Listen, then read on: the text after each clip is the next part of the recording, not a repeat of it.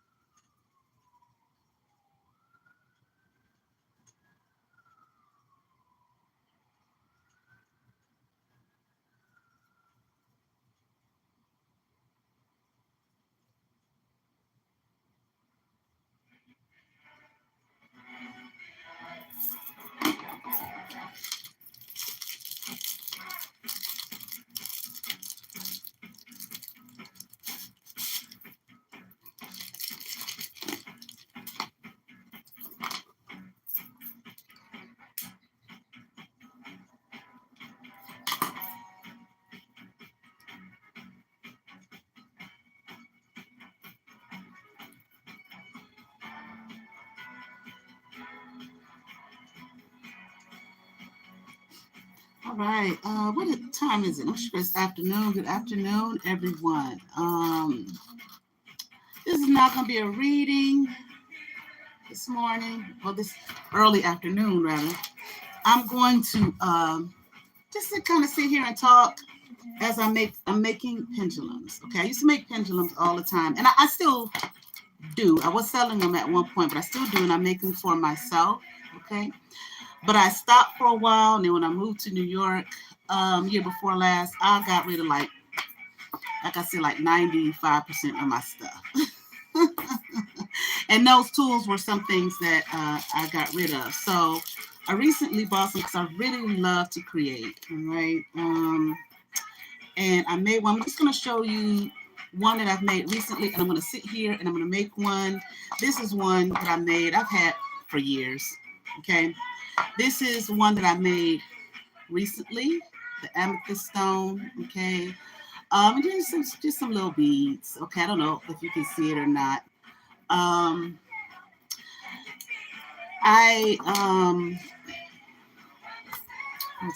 Now, as you can see, my pendulum, you see the ones in the stores with the really long chain. I don't like those, because I just don't see the purpose. I don't see the reason for them to be that long. I'm sure there's some theory behind it, but it's not necessary. I did a video one time on here about pendulums. Like I said, I've been working with the pendulum since I'm 53, probably since I was about 25 or 27, something like that. I've had many pendulums, okay, over the years. I got another one floating around here somewhere. I don't know where it's at. You know how it is. People that work with pendulum, you know how it is. You can lose those motherfuckers, and then they'll just pop up out of nowhere, okay? But I'm going to say this, and I said it when I did the video on the pendulum. I used to do a pendulum class, okay, years ago when I first started having a platform on Facebook under the name Kenyatta. First it was Nefakare, which was the name that I was given when I was initiated into a Kemetic temple. And then I changed it to Kenyatta Numika, which my soul sister picked up on that name for me from a past life. But anyway, so I will say that I'm not going to repost that video because I did it live and it was going in and out and everything. But, when you work with the pendulum, it doesn't, people have so many ideas about pendulums. It got to be this, got to be, none of that shit. Okay. And like I said in the video before, if it swings, if the motherfuckers will swing, you can use it. And I showed it on video. I've used so many things over the years because I didn't have a pendulum that I bought at the store on me or one that I made. Now, of course, when I first started using them, I would buy them at the store. I didn't really, um, when I started making like waist beads and stuff, I said, oh, I make my own pendulum. I really didn't vibe especially when I started making my own. I didn't vibe with those pendulums in the stores. I do not like those pendulums in the stores. That's me. I don't like that excessively long chain. I don't see the purpose of it. This is me. Okay. And again, I've used a purse. I've used grocery bags. I've taken my glasses and took my necklace off and put it up there and used it. I've used water bottles, like, with the handle on and whatnot. You do not have to. It does not have to be this stuff that they sell in the store. We understand in Western culture, this is capitalism. It's everything boils down to money. We are consumers, okay? So you will be sold a bill of goods. You understand? I don't care what you see on the internet, everything that we're told supports, told by other forces that, we're told these things to support capitalism. I got my music playing today. I know they're not going to monetize this video, okay? But that's okay. I won't listen to my music. All right, so if you're wondering why my chain is so short, like I said, this one and this one, the chain is short. I kind of, because the stone is big, I've had this stone for a while because the stone is big. When I got done, I was like, I don't know if I particularly care for that, because I think I wanted this, I would have rather the chain be just a tad bit longer because of the size of the stone. It doesn't affect the swing or anything like that. It's just the look of it. Okay, period. All right. So again, people, you do not have, this is capitalism. You don't have to have a particular stone, you don't have to, none of that stuff. All right. And I've shown it. I can show it again. I've used chargers. Okay. You can use just anything if it swings, because there are people in other countries who they use pendulums as well, but there may not be, they might be a poor community. They're just not so focused on money the way we are here in this country. Although I love this music, I kind of want to listen to some jams right now. But this came up, so maybe I'll just leave it like that for right now. Okay, so what I'm going to do is I'm going to make another one. Got my chat off. Okay, I have this one. I haven't set up anything like an Etsy thing or anything like that to sell them. Okay, what I'm going to do with this one, if you like it, again, the stone here is, as you can see, it's amethyst. It's real amethyst. Okay, and the little beads on there are just, some cute, you can see it, stones I bought. Beads I bought. Okay, at the Walmart. Okay. Okay. If you're interested, I'm not the ones this one that I just showed, this one, and the one I'm going to make now, I'm not going to sell it, but if you like it, I'm going to gift it to you. The only thing that I ask is that you pay shipping and handling. If you're interested. Now, I don't know if these people who have been harassing me and whatnot still have my email blocked, okay? Because I don't get no emails, and I should be. Okay. But what you can do is, if you're interested, I have the chat off. If you're interested in this one and the one I'm going to make today, you can put it in my comments on my community tab, okay, under this video. All right, and then I will work to get it to you. Now, what I'm going to do is, I don't have any stones, okay. This is, I was making waist beads, and then I made what is called, I call it a beaded body chain, okay, which I think people tried to hijack and act like they were the originators of it, okay, but they were not, okay. I was, and I am, all right. So the beaded body chain, I've shown videos, pictures of it and whatnot. This one, I showed even this one. This one is beautiful. Instead of this is obviously the necklace part, which I made as a choker.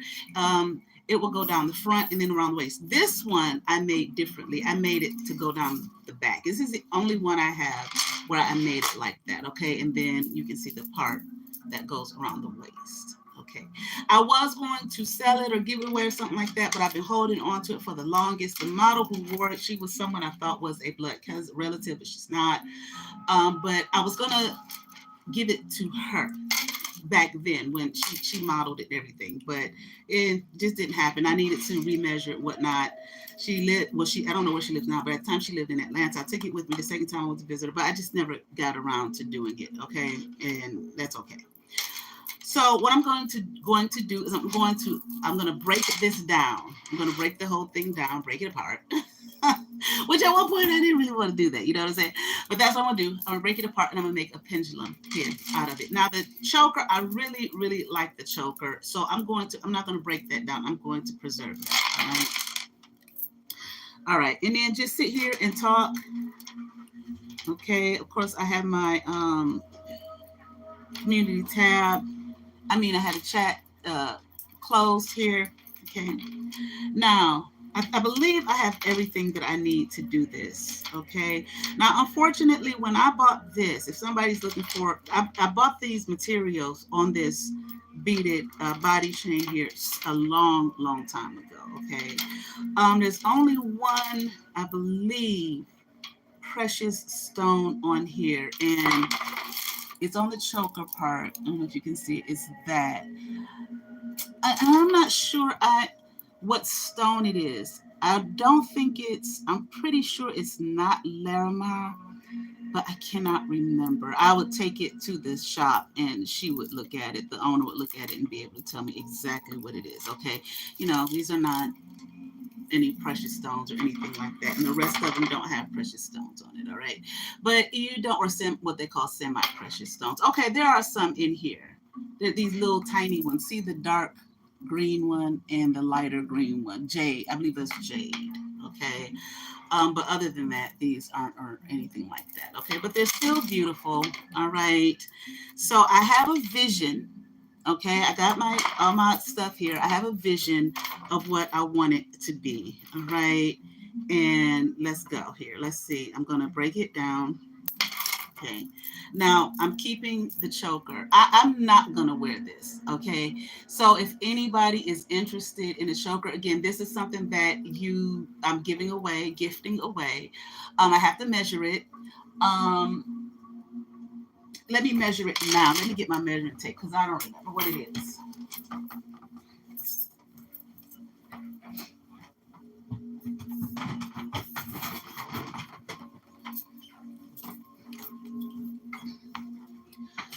All right, I'm back. I'm gifting it. All I ask is that, you pay the shipping and handling. I'll let you know what it is. Now, I'm going to say this.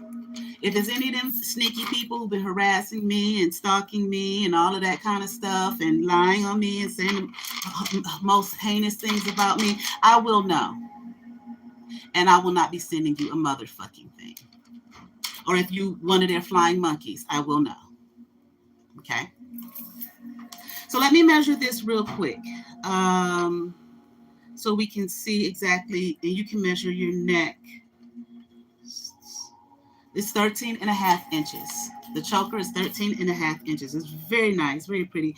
I probably, because it's so old, okay, the wire I would keep on there, but this looks good. It just needs to be polished a little bit. Yeah, everything's cool. I just would polish it and clean it, make it real nice, because I've had this for a long time. All right. So the choker is 13 and a half inches once again. So if you're interested, just comment under the this video in the community tab, okay, that you're interested, and I will be in touch with you that way to get your information, let you know how much the shipping and handling is. All right, so I'm going to set that aside. So what I got a vision. You know how you have a vision, you're artsy. My dad used to call me artsy fartsy.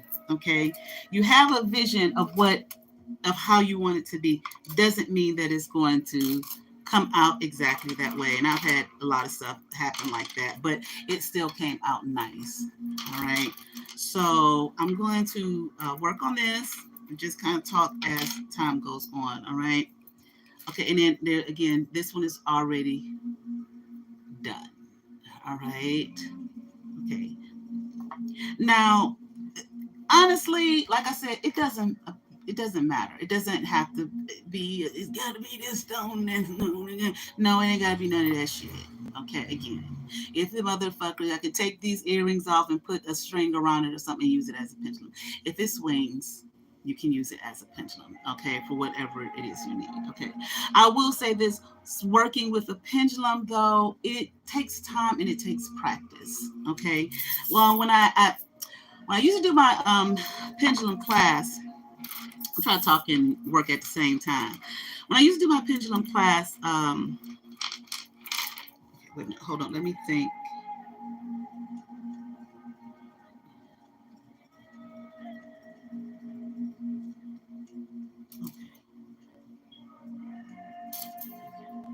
It's gonna be a little different here. When I used to do my pendulum class, I had a book that I used. It was called A Bit of Pendulums. But I had a pendulum book before that. I don't remember the name of it. It was really, really good. I don't remember the name of it. I look, sometimes you forget the name of something, but you kind of look it up and, you think, okay, if I see it, if I hear it, I'll know that that's it. Guess what?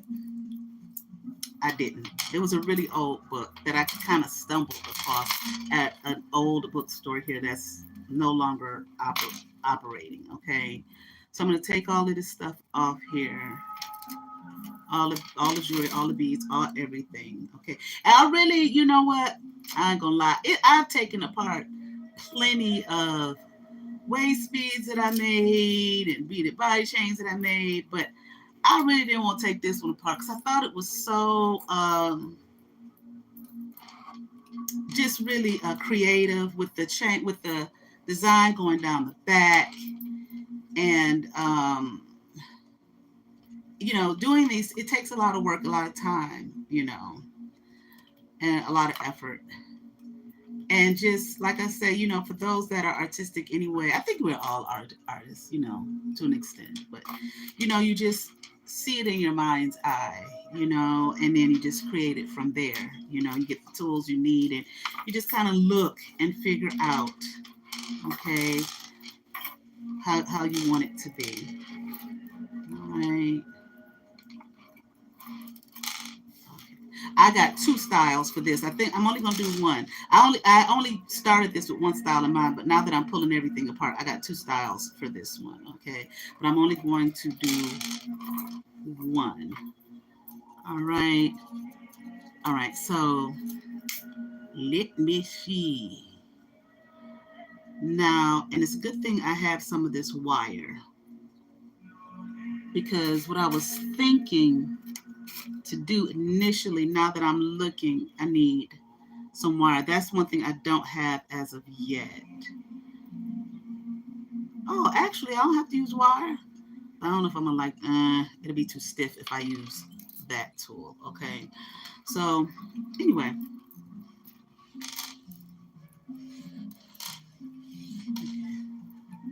So I may not be doing a lot of talking here. Because I gotta think. You understand what I'm saying? I gotta think as I'm doing it. All right. So if you leave, come on back later on, okay? But I gotta kind of think here about how I want to do this. Okay. Now it's gonna be different, okay? And art. I don't know. I'm just hearing it's subjective. Is that what they say? You don't have to make things that are going to be the typical look and all of that. You know what I'm saying? You don't want to pigeonhole yourself like that, okay? When you create. Let me see. Okay, so let me get started here. Man, you know what? Let me see if this will work with this. Okay, perfect. It will. Okay. So I'm going to test something out real quick as I'm doing it. And I may not complete this while I'm on here, okay? I might, but I might not. Me and my daughter, we're going to go shopping and whatnot. It's Sunday. Groceries, toiletries, all of that kind of thing, okay? But let me see. Okay. Let me see. So sometimes, like, I don't have every single tool that I need. Okay, I got this here, you know, to make the loops, and I got this here. This is really for crimp beads, you know, and I don't really need that for this. But I told my daughter, I said the tool that I need, I didn't get. I said I'll come back and get that. And then when I got home, I was like, oh shit, I should have got that because that's what I need. Okay, I really don't need the crimp beads for this. But I told my daughter, it's so funny when we got back after I got the summer. This was a few weeks back. I said, damn. I said, if, because I know how I am, okay? And I said, I hope that I don't have these tools in my bag. I haven't gone through every single bag when I came back from New York. Okay, you know, I haven't gone through every single bag to see what's there, and I'm like, I may have shit. I may have these tools in there. I might have kept these tools. Like, fuck it, I'm gonna keep it. But I could have sworn. See, gotta be careful here. I could have sworn. I thought to myself, okay, get rid of that. You don't need that. You can, you know, always repurchase that. Because when we moved there for that brief time, I call my car Lucy. I put everything in my car. Okay. And you see me looking around. Okay. I call her Lucy. I put everything in that car that I did not get rid of. And like I said, that was like 95%. Maybe more than that. Probably more like 98%. Okay. Because my daughter, she wanted to keep a lot of her stuff. You know, I've moved around a lot when I was younger. You know, I lived in DC, I lived in Atlanta, I lived in Newark, New Jersey, I lived in Memphis, Tennessee. You know, I lived in New York City. I lived in I think that's it. And then I had traveled a lot. So it wasn't nothing for me to just kind of get rid of shit. Okay. And you know, but it, you know, a lot of stuff she wanted to hold on to. And I was like, well, you know, she's a kid. This is her stuff, you know. So most of the stuff that was in the car was hers, like, you know, her guitar and her keyboard and a whole bunch of shoes and shit. You know, most of my stuff was gone. But again, I that wasn't anything for me because I've done it, you know, plenty of times before where she hadn't. It's like, well, you know, she's a kid. She you don't want to get rid of her stuff. You know, it's her stuff, you know. And then when I had moved around a lot like that, I was an adult. She was just 18. Damn. Okay. I'm breaking beads here. Okay. So I got to be very careful how I do this. Okay. So what I'm going to do, let me show you something that I'm finding here. I'm putting these beads, okay, on the pin head here. Is that what it's called? I don't even know if that's what it's called. I think that's what it's called. This. Okay. But when I go to, for those who are aware, when I go to bend it here, okay, I just unbent it a little bit to make the loop, it's breaking the bead that's here. So what I'm going to do is I'm going to cut off this part, the flat head, and make a loop. Okay. And I got a whole bunch of this stuff. Okay. So I'm going to go ahead and make the loop.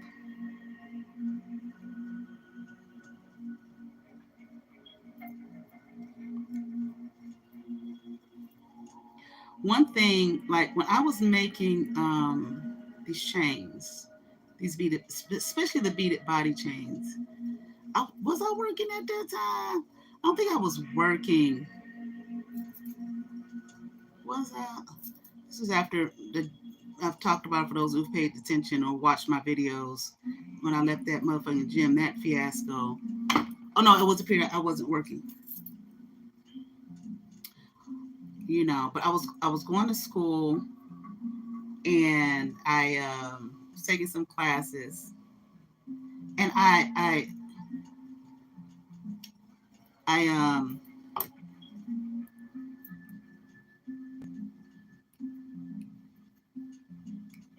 okay. was taking some classes. I'll make sure I have enough of it. Oh, I got plenty. I was taking some classes, and I found I was, buying all of this stuff, making these beads, buy all these, stones and whatnot. The lady who raised me was like, "You got the money, I got the money," but it was soothing, very relaxing, and I just love creativity. I love to create. Let me see. Okay.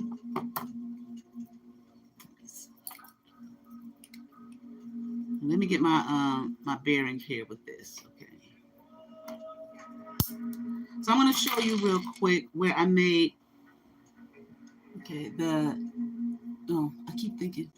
See the loop. Okay, I cut off the the flat head and made the loop. Now, I haven't done this in so long. I was doing it like every day at one point.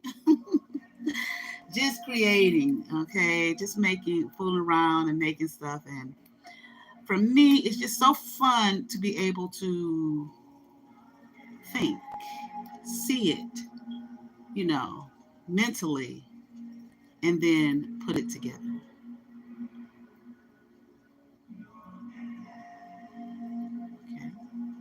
Now let's see if I can get this the way I want it.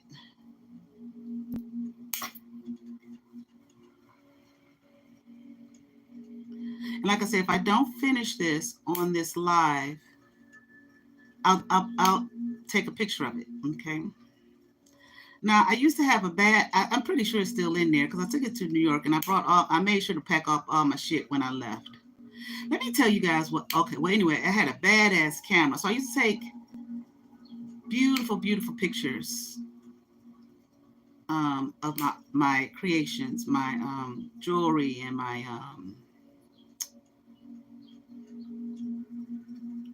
beaded body chains and stuff like that. All right. Let me see. I'll start it up here.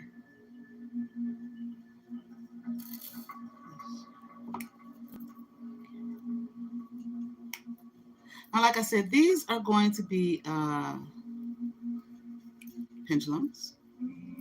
This is not a pendulum that, sometimes I like to carry mine on me all the time. Okay. I always did. But then that first book that I had was saying, it's best to just carry it on you all the time because, it's really your energy, your higher self that knows all, that's giving the answers. But one thing about it, I will say, and I heard sister say this recently, and she's absolutely right. And I used to say it in when I would hold the pendulum class. It's kind of like you want to say your pendulum. These tools that we use sometimes will lie to you. Okay. Now, is it a matter of it lying to you, or is it how you've asked the question, or is it really some shit that you already fucking know? You understand what I'm saying? Okay. It takes a while to become really efficient and proficient with it. Now, when I got my first one, it was like I said, I don't know, 27 or 26, some shit like that. And I didn't know shit about cleaning the stone and blah, blah. I didn't know any of that shit. Okay. I just started working with that motherfucker, got it from the goddamn store, got in the car and started asking it questions. And there would be times I used to get so mad at that motherfucker and throw it across the room and blah, blah, blah, when the answer wasn't either what I wanted it to be or, well, you said yes and that's not what happened. And, well, I finally got to a point, it's like, don't do that anymore. Okay. Be patient, learn how to work with it. And it took me years to even get to that point. And then, like I said, I was in a bookstore here. I do not remember which one, but it was an older bookstore, and the book was old as hell, and I just stumbled across it, and I was like, a book on pendulum, how to use a pendulum? Why would you need that?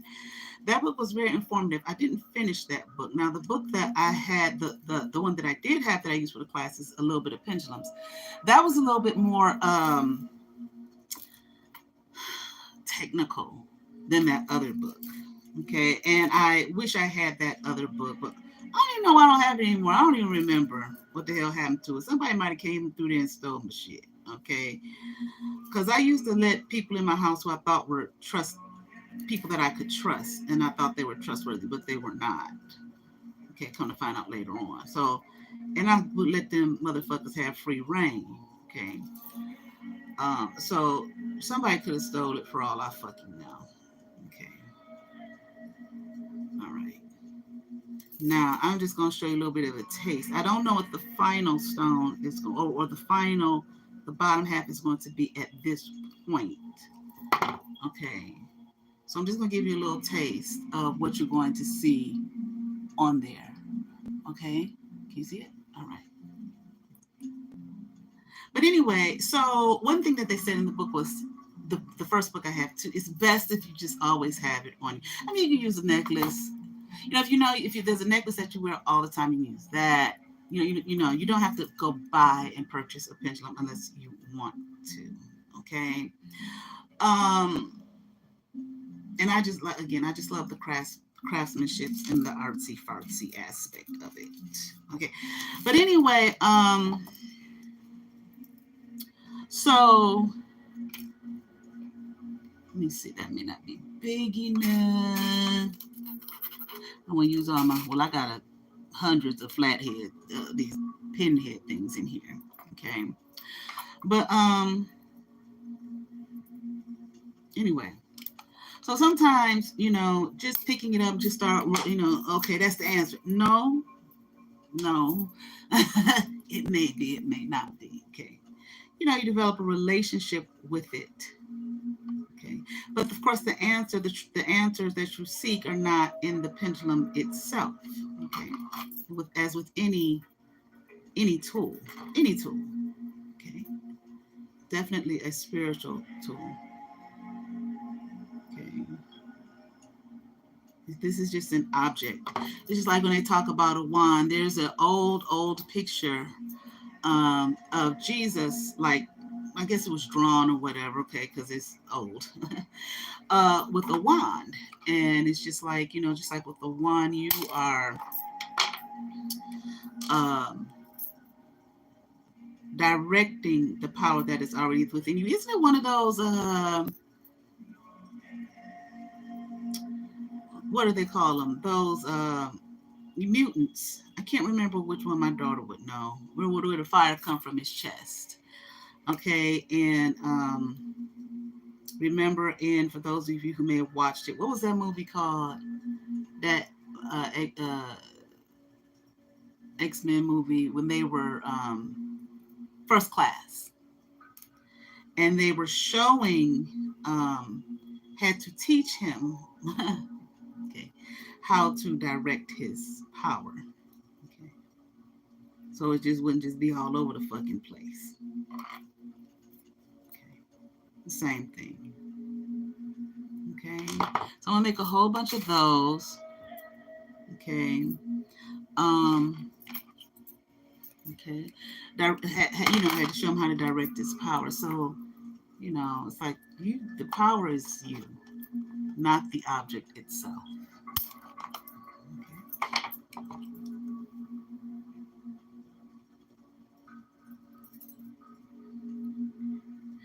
And then how you ask the questions makes a difference as well. Okay. The intentions behind the questions. The higher self knows all. Okay.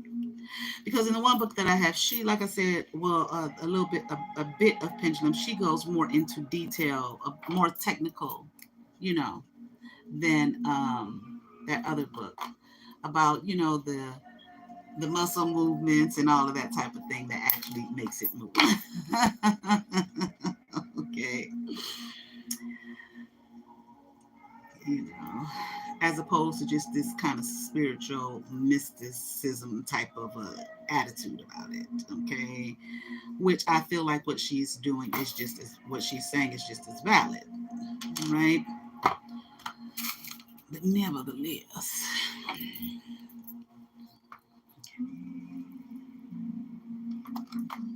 so now there is a woman I met here. Well, I met her years ago. I ran into her again maybe like the year before last, and she was telling me how she uses her body in a sense as a pendulum for those yes no answers, and she showed me, and I was like, wow, I never saw that before. So I tried it, and I was like, oh, I see. This is interesting. But sometimes we may think, and I'm not saying this about her, I'm saying in general, sometimes we may think that we are the only person, okay, who has found something or can do a particular thing, and it's like, no, we are all one, okay. There's a woman, I don't know this woman's name, I don't remember the channel name or anything. I just was happening to be looking at YouTube one day, and I saw this woman. This was a while ago, live, white woman, and I don't know if something drew me to watching her, and I started watching her, and she was showing us the same exact thing, and I thought, oh wow, isn't that awesome? That's the same thing the sister here was telling me. And I can't remember how the woman here that I met, how she came across being able to do that. I don't remember, but the lady that I was watching here on YouTube, she was showing everyone, how to do that. And I just thought it was, the whole thing of it is just fascinating to me. Okay. So there's no such thing as only me, only I. Oh, I'm only person to do this. No. And I'm saying that is, like, we're one, you're going to, no matter what you come across or stumble across that you find that you can do or whatever, or thought that you have, you're going to come across that again at some point. Okay. All right. But anyway, so she preferred, the lady that I'm talking about, she preferred to do that as opposed to using a pendulum. Okay. Which is fine. You know, I did a little bit here and there when she was showing me I was practicing, because with any tool, anything, it takes practice. Anything. It takes practice. That's why I said, well, working with a pendulum, it's not an easy thing. And, you don't just pick it up, and that's what I would get. So when I first started working with it, for first years, I would get frustrated at times. Before I stumbled across that book, I would get frustrated. But then over time, I've gotten to the point now where I've used it used them so damn much. I know when people have tried to do things to try to put some kind of energy on it to cause confusion. I know when it has, I don't have to be as specific with my questions, anymore. And definitely, you can work with various ancestors with your pendulum entities. And that book, a little bit of pendulums. I am glad I got the book, because like the first book I saw, I was like, you need a book on, how to work with a pendulum. I started reading that book. It was really good. And then the second book, A Bit of Pendulums, I was really glad to come across that one, because she had a whole lot of shit in the back of that book on how to work with a pendulum, various other ways you can use a pendulum, I'll put it like that, stuff that I had never heard of. It's like, wow. So it has so many uses. Okay.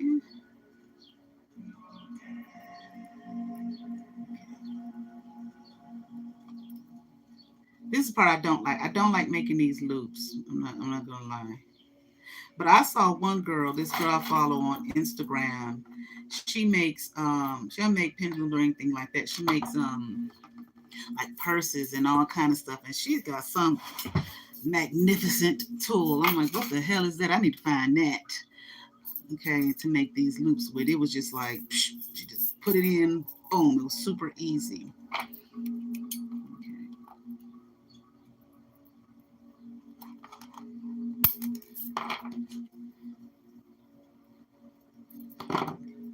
But, this is all right because, it allows for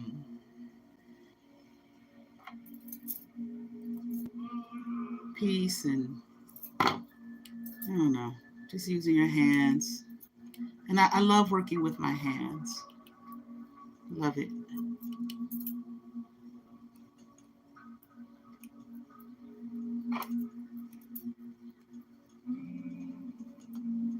Thank you to those who have are here and are supportive. Thank you. I appreciate it. If you're interested, you can check out my community tab. I have posted for my memberships, the various tiers. I got 4 tiers on there.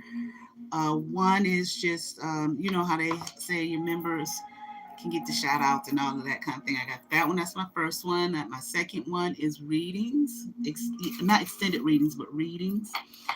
I just posted a reading on there for that tier the other day. It's based off a vision I had, a very interesting reading that came out.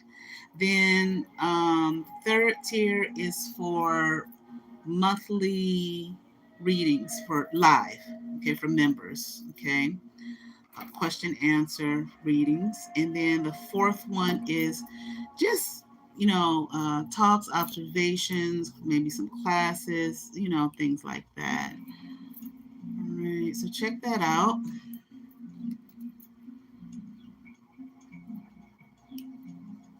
Like that.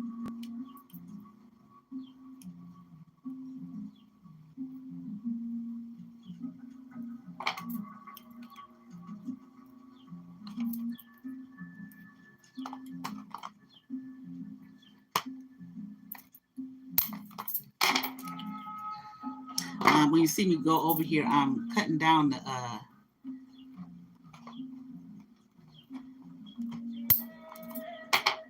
cutting this down, and I'm trying to do it so it doesn't fly all over the room. I'll look up like a month from now, and it'll be a piece all the way over on the other side of the room that I didn't see.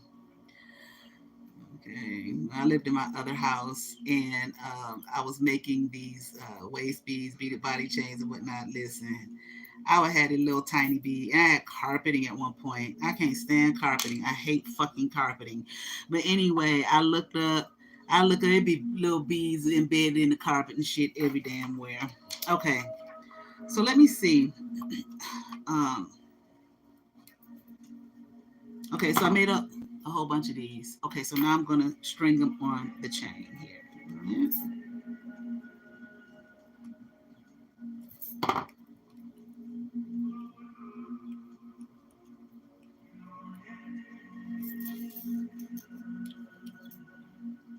I'll put one on. I'll put this one on and see how I want to distance them.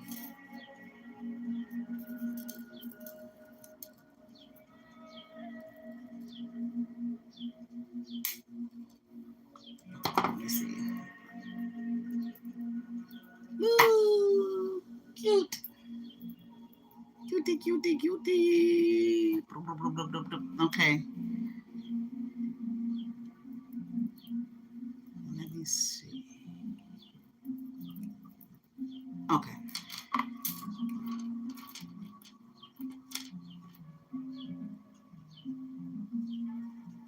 Now, of course, obviously, this is handcrafted.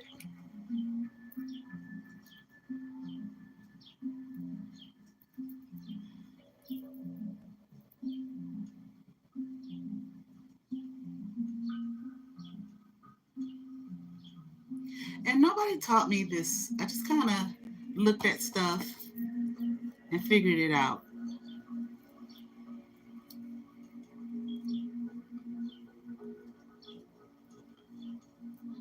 Sometimes I'll have a little question here and there. I would look on YouTube universities, I would sometimes the lady at the bead store that I would go to frequent, she would kind of give me some tips and whatnot. There used to be a lady in there who would sit in the window blowing glass. Me and one guy that I was married to when I was with the Hebrew community, we were going to take a class on doing that. We never did. The class right on the west side here in Cleveland, and we didn't take it. But I used to sit there in the bead store with that lady who was blowing glass and just talk to her and watch her, while she did it. Just phenomenal to me. Creativity and imagination. Like one reading I did, it came up about imagination. There is nothing without imagination. So I remember when I was studying with the Hebrews one time. This is the African Hebrew Israelites of Jerusalem when Ben Ami was the leader of that community. He has since passed quite a few years ago now. I did get the opportunity to not formally meet him, but I did go to Israel and I did see him, up close and everything. Went to his lecture and everything when I was there. When I was in Israel, I can tell you, boy, I went twice. And I had a fucking ball. I had so much fun. The heat was excruciating, though. The first time I went, it was winter, but their winter was like spring, So I felt great because I love spring weather, fall weather. The extremes of summer and winter, I don't like. Okay, but anyway,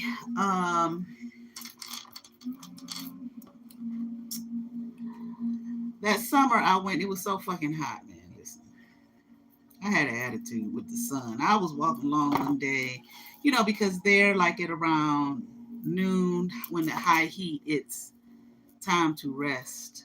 I'm not unlike here where you just gotta keep going no matter motherfucking what. Okay. So, but I was walking, it was rest time, but I was walking from some people's house to the people that I was staying with on the Kafar. That sun was so fucking hot. Oh my God, on my head, it was so hot. I was just like, oh, I felt like just fighting with it. Like, stop. It was just so like right on you, I was just wanted to say, please just stop. It was just so hot, and some people like that kind of heat. No, thank you. Because I know someone here, she goes to Africa, her family, whatnot. They go to Africa every year, and she was talking about moving there. And we were just talking one day about moving, out of the country. And because I was the plan was for me to move to Israel back then. Okay, but it didn't happen. But anyway, and she was like, well, Nikki, why not? I said, the heat, I just can't stand, that kind of heat. Like a friend of mine years ago that I went to college with, she was from Texas, and I went to visit, she was in Houston. I went to visit her once. I went to Houston twice. Once when I was a flight attendant, I went, and because that's where our training was in Houston. I was a flight attendant for Continental Express. Okay, and but so that was different because we was in a hotel it was 30 days, 30-day training, and we really couldn't leave that motherfucking hotel. You understand what I'm saying? And so I really didn't experience it too much. I was always in the hotel. But one time I went to visit her. Oh my God. I was like, girl, she was like, why don't you move here? This was when I was much younger. And I was like, I got to get the hell out of Cleveland. And I was like, I am not moving to Houston. And she was like, I was like, it's too fucking hot. It's just too hot. You know what I'm saying? And I was like, I can't stand that kind of heat. And she was just like, Nikki, every place is air conditioned. We're not outside most of the time. I was like, nah. And I visited Dallas, but my grandmother, she was from Alabama. She was from Lynette, Alabama, a little small town. right on the border of Georgia. And I went with her to Alabama every year that she went, that I can remember. I remember going as a very small little girl then. I don't know, it seemed like it was a gap where I didn't go. I don't know if she was going, but I don't remember. And then I started going with her again when I was like about 14. And we would go in the summertime. In the summertime, you kid. I really didn't pay too much attention to the heat like that. But anyway, um, I always asked her, like, you know, you like this cold weather here? Because Cleveland, listen, this motherfucker. Now, the winters here have not been like they were when I was growing up. This winter was damn close. Okay. But this winter, I kept going out the door like, God damn, it's still snow out this motherfucker. Okay, it's still cold as fuck. You know what I'm saying? It's like, I was like these winters when I was growing up here. Okay, but anyway, she loved it here. She loved the cold motherfucking weather. I'm like, yeah. But I know I've talked to some people who, they like maybe come from an area where, it may be like warm all year long and they like the change in the seasons. But anyway, honey, I told my friend, I said, sis, I can't, nothing against Texas. I just didn't, that heat, you know what I'm saying? It's just, I was like, I don't like that heat. I don't like the extremes. It is not one state over another, nothing like that. I just don't like the extremes of, uh, winter and fall. I don't that when that cold shit when it get cold here like that, and that motherfucker just wants to stay cold, goddamn. For like, and then Cleveland, it's like we sit like in a valley. So it's gray here when it's fucking cold. It's like 9 months of goddamn cold weather. And even when the winters aren't excruciating, goddamn, it's just fucking gray, you know.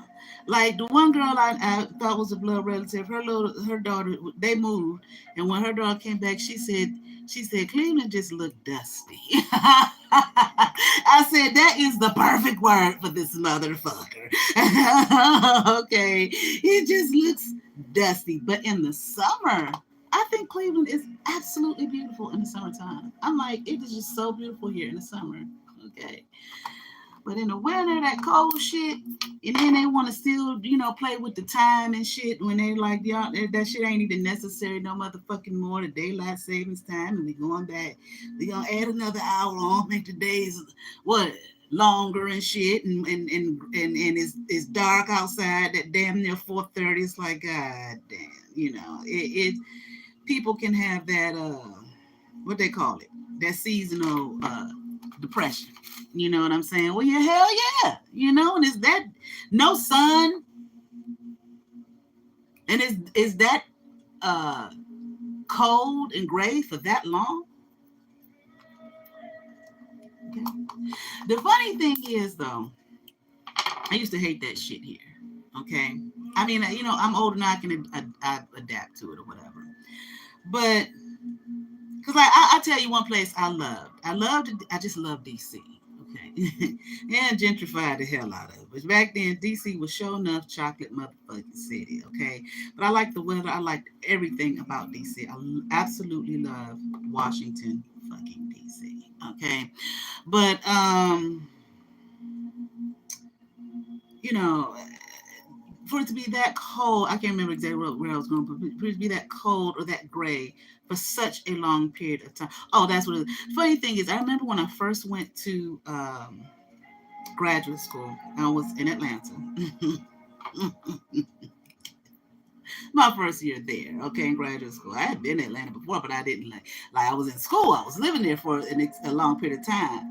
And it was November, and I was like, it's still hot out this motherfucker. You know what I'm saying? I mean, I wasn't cousin back then. I was in seminary. I was, really into, that's all another story. But that's what I felt like. I'm like, I'm ready to put a coat on, goddamn. You know what I'm saying? But that's because I was used to by that time, And it's sometimes here in November, we still may have some nice days. Like last week, here it is April. Last week, one day it was 77, damn near 80 degrees, and another day it was 70 something. The next day it was like back to 40 something. Goddamn. And I, at one point, I started wearing my cardigan sweater. I put a maybe a sweatshirt on under my cardigan sweater and whatnot, some jeans and shit. And I'm like, I'm sick of wearing them goddamn big ass, puffy ass fucking coats. Okay, it's time to break free. Shit, we done had this shit on since November, maybe October, goddamn. And what is it? April. Shit. Put my scarf on. Was that a little chilly? Yeah. I didn't give a fuck. I'm like, I can't keep wearing that big ass, heavy ass shit all goddamn year. Now, my Hebrew husband, one year, I don't remember. Oh yeah, he did not wear. He's from New. His family's Jamaican. He's from New York. Last time I talked to him, and it's been years. He was in Africa. I believe in Ghana, but he wasn't wearing a coat at all. The whole winter. The whole winter. And he would have on short sleeves and everything. And I just like, what is up? Why are you doing that? And the prince, the Nasi, was talking to him one day. He said, I see you trying to get your constitution strong and whatnot. And he just looked and said, yes, yes, Nasi. We didn't say yes. What's the word, the Hebrew word? I can't remember. But anyway, that's not what he was doing. Well, that's not what he told me. He said the reason he wasn't wearing his coat is because he had a short coat that stopped at the waist. And his his shirts went below the coat, and he didn't like the way it looked. I said, that's the only reason you're not wearing your coat? And he said, yeah. He said, I don't like the way it looked. And I was like, well, I understand to an extent. I do. You don't like the way something look, goddamn. Like I had some sweaters in there, but I had some tops. Like, I'm not gonna wear that sweater with that top, a button-down sweater with that top because the top is long and I just don't like, or I'm not gonna wear that particular thing because it goes below my coat and I don't like the way it look. You know what I'm saying? But he went the whole winter. And I did not think he was going to make it because he would have on short sleeves. Okay. And that's when it was really cold. I remember because we were in we had on Sundays, we would have our class. And one of the sisters got up and I can't remember what her part was in the class. When she was introducing the teacher to something like that. Well, she wasn't teaching on a Sunday, but I can't remember what she was doing. But she made a comment. She said, she pointed outside. She said, that shit is a curse. She didn't say shit, but that's a curse. She's talking about the weather. And I was like, thinking to myself, absolutely, hell yeah, that's exactly what that shit is. You know what I'm saying? A cold like that and long like that. You know what I'm saying? But when I lived in Atlanta, when I was in graduate school, I stayed every summer. I didn't come home. And one summer I had a job as a, what was my job? I was a, how come I don't have no more green? I should have more green, but I don't. I was a bank teller. And listen, all I remember was coming up out of that motherfucking bank. Because, I went in the morning. It wasn't that hot. Coming up out of that bank to go to my car, it was just like, oh my God, it felt like I had a comforter on top of me in the summer. It was just like I just did that kind of heat, and some people love it. They love it, just like some people love the winter. Some people like that coat. Like my grandmother, she said she liked it. She said, I like this weather, honey. I was like, okay. You know what I'm saying? But I remember something I was gonna say to y'all way back, and I forgot. It'll come back at some point. But I remember growing up here, and how winters used to be so cold. But you born in it, you grew up in it. You don't really think about it like that. You just living. You just a kid. You just living. And every winter it'd be so fun, me and my sibling, that's when kids was going outside to play, whatever the weather was. Shit.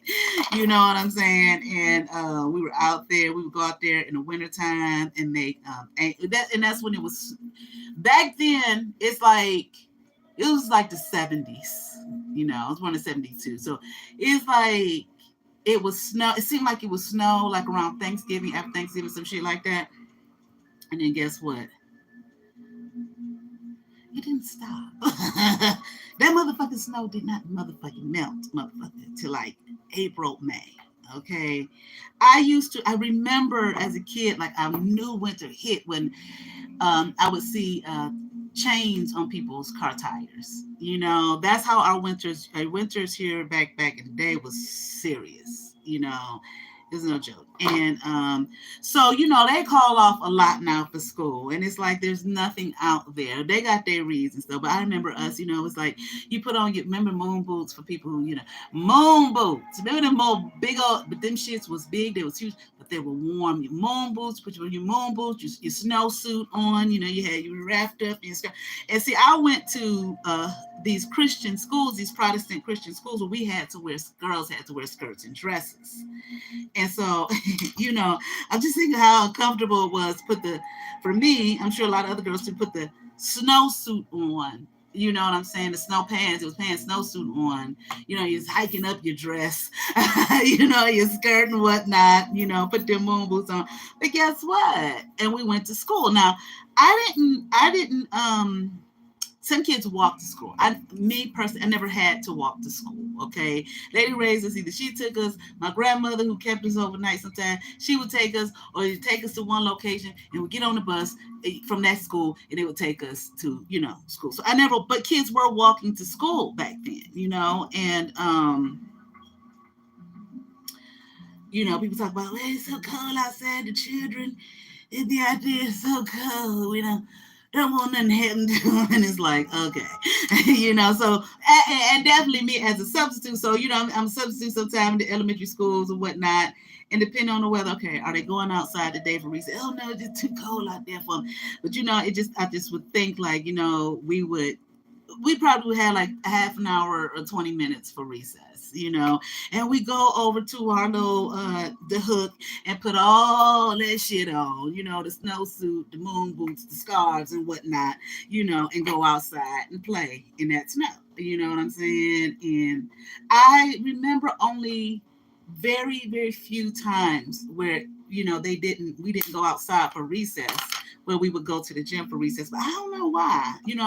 I'm not thinking it was the weather, because back then, the weather had to be seriously off the chain for them to even call off school. So if they didn't call it off for weather purposes, then we probably, would go outside for recess. But now I can't remember. One thing that it seemed like people were more cautious of back then was the rain. You know what I'm saying? I don't remember if we went outside. I don't ever remember. I can't think of a moment of us. I gotta do this when it's over. I can't think of a moment of us having recess, out in the rain. I just can't. I'm like, I remember us with umbrellas and all of that type of shit. Maybe we didn't go outside in the rain. I don't remember though. But I know we would be out there in that snow. Okay. So anyway. But I don't know how I got off on all that tangent about the heat and everything like that. But this winter here in Cleveland, it was just, and it's so funny because I did a short around Christmas time where I went downtown. I told my daughter, let's go see Christmas light. So we go downtown to see Christmas light, and I made a little short about it. It wasn't no snow that day, and I said on the short that I missed the snow. And I wish it was snowing like it was when I was a kid. And guess what? Seemed like after I said that, the motherfucker, it started snowing. Okay, and it just didn't stop. I think we had maybe one or two times where it kind of melted a little bit and came right back, like, and I'm like, well, this winter taking me back to my childhood winters. It's no joke. But every time I think of wintertime, I gotta tell you what I think about. When I was how old was I? I did my first year of college here at home. Okay, I did my first year. I went to Tri-C, Cuyahoga Community College. So that winter, that Christmas break, I was like, let me get a little job. I got a job downtown. This is when we had the Cleveland downtown. I don't know what the hell, but anyway, I don't go down there. but this was back then. We had a department store, Higbee's. I'm sure some of y'all know Higbee's. Was that Higbee's on it? Yeah, I got a job down there at Higbee's as an elf for the Christmas season. It was so fun. And I got my little elf uniform, and I was doing the little train, while the parents shop, whatever, and they bring the little children over to the little Christmas train thing. And it was this guy I worked with. He was, well, back then, we said midget, but that's not the politically correct thing now. He was a little person. Me and him used to have ball. Me and him used to have so much fun together with them kids. Okay. Putting them on that little train. I just miss the holidays. Don't seem as holiday-ish as they used to, back in the day. That department store is closed. It's not down there anymore. It's closed. But that was a nice department store. They used to have a really, really great restaurant. And Lady who raised me, she would take us sometimes after school for dinner and whatnot. And they had the best navy bean soup, honey. Right. So whenever wintertime for me, my thing is, I used to be like, you know what? I can stay in the winter. I'm cool with it up until January 2nd. Because I like the holidays. I love, even when I wasn't celebrating them motherfuckers.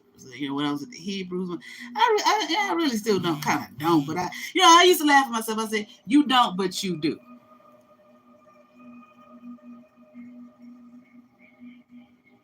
Okay. I just got some messages. I'm checking y'all. And like, you don't love it, but you do love it. You know what I'm saying? But at the same time, so Halloween. I used to just love to watch all the. I love Charlie Brown. I love Charlie Brown. Okay, so I used to love to watch the Charlie Brown, the Halloween with the pumpkin patch and all of that thing. And then not long after Halloween, what's coming next? Thanksgiving. And all of them little shows, all little Thanksgiving shows with the claymation. No. Yeah. Well, those are more so Christmas, the claymation. Ain't that what they call claymation? The Charlie Brown, the November, Thanksgiving specials and shit. And then here come Christmas. And let me tell you, I had two of my favorite Christmas movies. It's a Wonderful Life. Still, that's my fucking I love that motherfucking movie. I love. Let me tell you what I would do. This is back in the day when we had TV guides. I loved that motherfucker so fucking much. Okay, that teen years and whatnot. I loved that motherfucking movie so much. It's a TV guide, Channel 3. The motherfucker's coming on at 12. And then the next thing you know, it's coming on, 2 hours later on the next channel. And then I would sit there and watch boom, boom, boom all fucking day.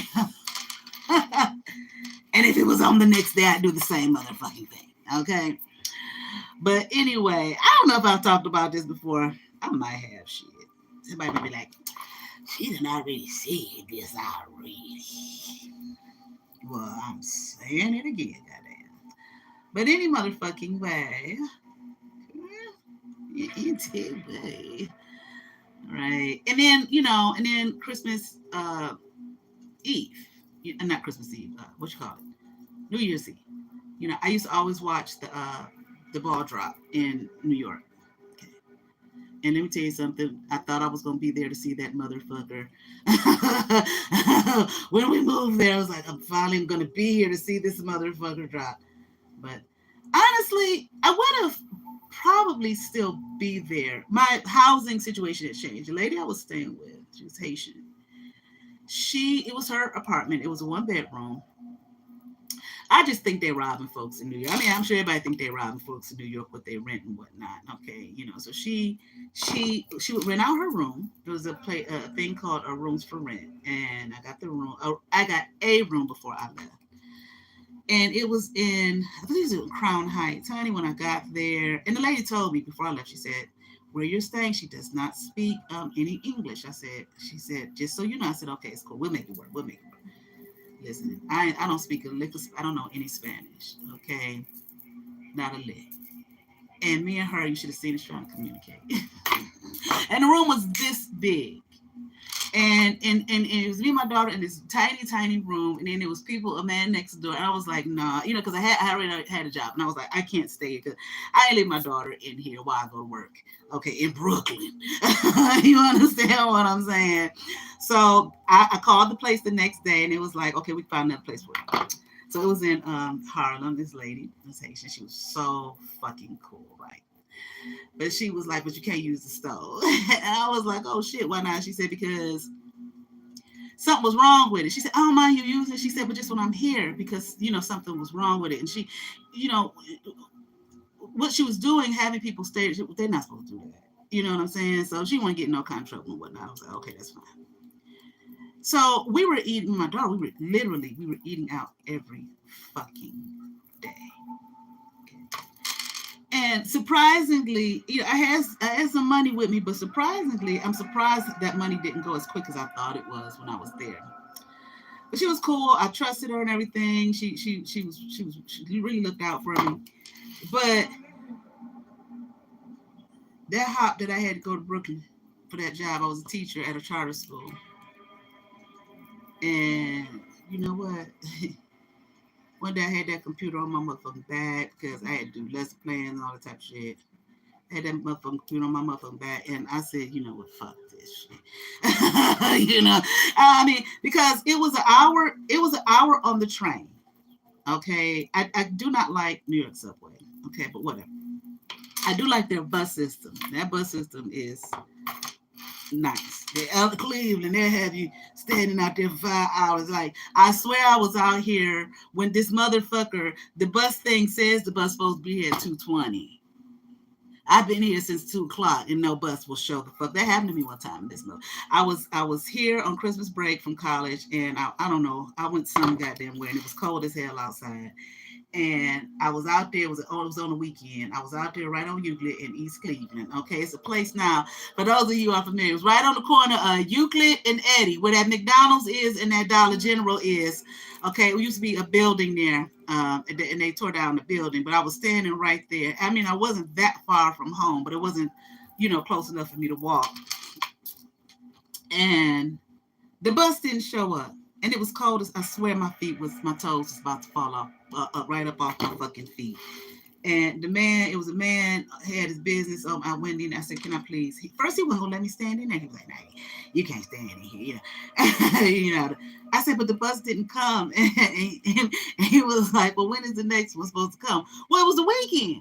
So they wasn't like boom, boom, right one right after the other. I swear the bus system schedule, I ain't rode the bus here forever, but I swear the schedule here, it ain't never one right after the other, okay? Now, like, when I lived in New York and when I lived in DC, let me tell you, that bus system in New York, awesome. Them buses are boom, boom, boom, boom, there. When I lived there when I was younger, not this last time that I went there. A lot of times we don't need to ride the bus. New York is big, but it's not like big. It's a big cosmopolitan city, but you can walk shit anywhere, you know what I'm saying, for the most part, unless you're going, to another borough or some shit like that. Or you don't want to walk in Manhattan, you don't want to walk from the top of the island to the bottom of the island, There might be people who do that shit. But anyway, so a lot of times, where I lived and where I work, I could walk easy. But sometimes, I want to catch the bus. So I go boom, boom, boom. That bus was always there. I'm like, this bus system here is fucking awesome. And when I lived in DC, when I was in college, that bus system was fucking awesome. I remember the first time I rode the bus in DC, I was scared as hell because I'm thinking it was going to be like Cleveland. You understand what I'm saying? I'm thinking, oh my God, I don't want to miss this motherfucker. You know what I'm saying? So let me hurry about the goddamn house, okay? Shit, make sure I get to the bus, out the motherfucking door. I don't want to miss the fucking bus. Shit. That bus system was awesome. I was like, oh, this must be a Cleveland thing where the bus system sucks. and it's like I could not figure out, especially after living in DC, when I first went to DC, I could not figure, because we got a train system here in this motherfucker. I could not figure out how come our train system don't run through the whole fucking city. It doesn't. In DC, that motherfucking train system will take you through into Maryland and Virginia, every fucking where. I'm like, I don't understand why come. And I do remember them saying at one point, I remember people talking about that people had complained about that at one point. They ain't changed shit. They ain't changed the motherfucking thing, you know. Yeah, the train system, you know, it only go but about 20 minutes away. Go through the whole fucking city. You got a west side and the east side. This motherfucker should go through everywhere here. It's not efficient. In the bus system, the motherfuckers don't be on time. Now, that's not all the time, okay?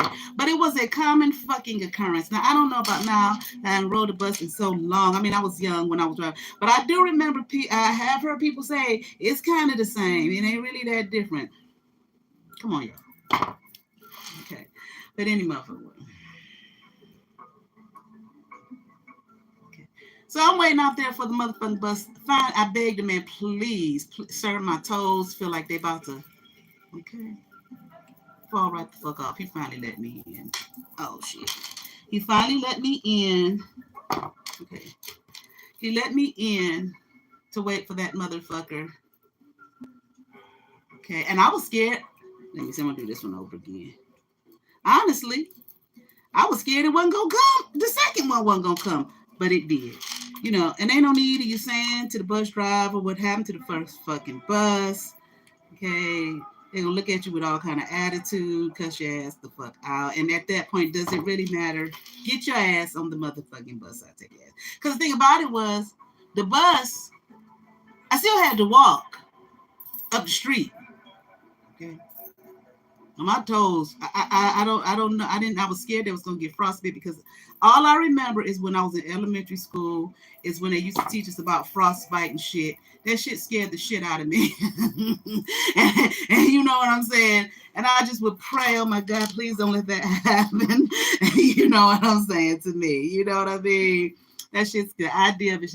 So me and my daughter are watching Yellow Jackets. Okay, she has seen it already. Okay, and I saw the last episode with her one day. I come home when she was watching it. I said, "What is it?" And it was. She told me what it was. And that last episode looked pretty damn good. She said, "You want to watch the whole thing?" I said, "Yeah, let's watch it." So I've been watching it with her, and I've been watching them out there in that cold, and how red their faces is getting and whatnot. I said, frostbite and shit. That shit used to scare shit out of me. You know what I'm saying? But I got home. Thank God the lady who raised me was home, and I told her my toes. My motherfucking toes feel like they felt like they was going to just, all I had to do was pluck them right up off my feet, waiting for the goddamn bus here in Cleveland, Ohio. Okay. But like I said, but that bus system. So I really, I really didn't particularly care for the train system. But when I was here this last time in New York, so I ride an hour on the train from Harlem to Brooklyn, which I honestly, I didn't mind riding the train because it was a nice come down for me before I got to work. I don't like the train. I don't like the train system. I mean, I don't like being on, I call it the tuna fish can. I do not like it. Some mornings I get on there, it'd be cold as hell, and I'll be like, just deal with it, bitch. You know what I'm saying? Just deal with it. It's cold than a motherfucker on this goddamn train, okay? Just deal with it, bitch. And I chill on there for an hour, and then I get to where I'm going. You should see me the first day. My first day was like, oh my God, because the school wasn't right. It wasn't close, okay, to where the stop was. Now, I'm in Brooklyn. I barely know Harlem and shit. You know what I'm saying?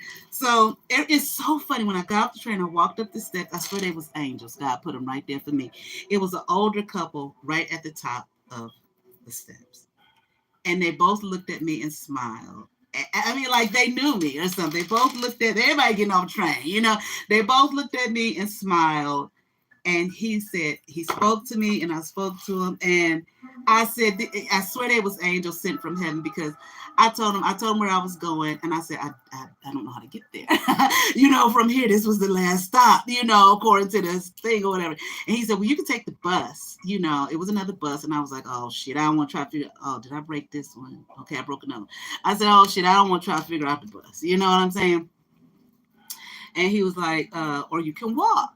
and it had it right on. Thank God for Google, the phones and shit. All the shit is right there, okay? But sometimes my mind still be in the 80s, okay? So sometimes I forget to look at that shit, all right? And so he told me exactly where to go, how to get there, and whatnot.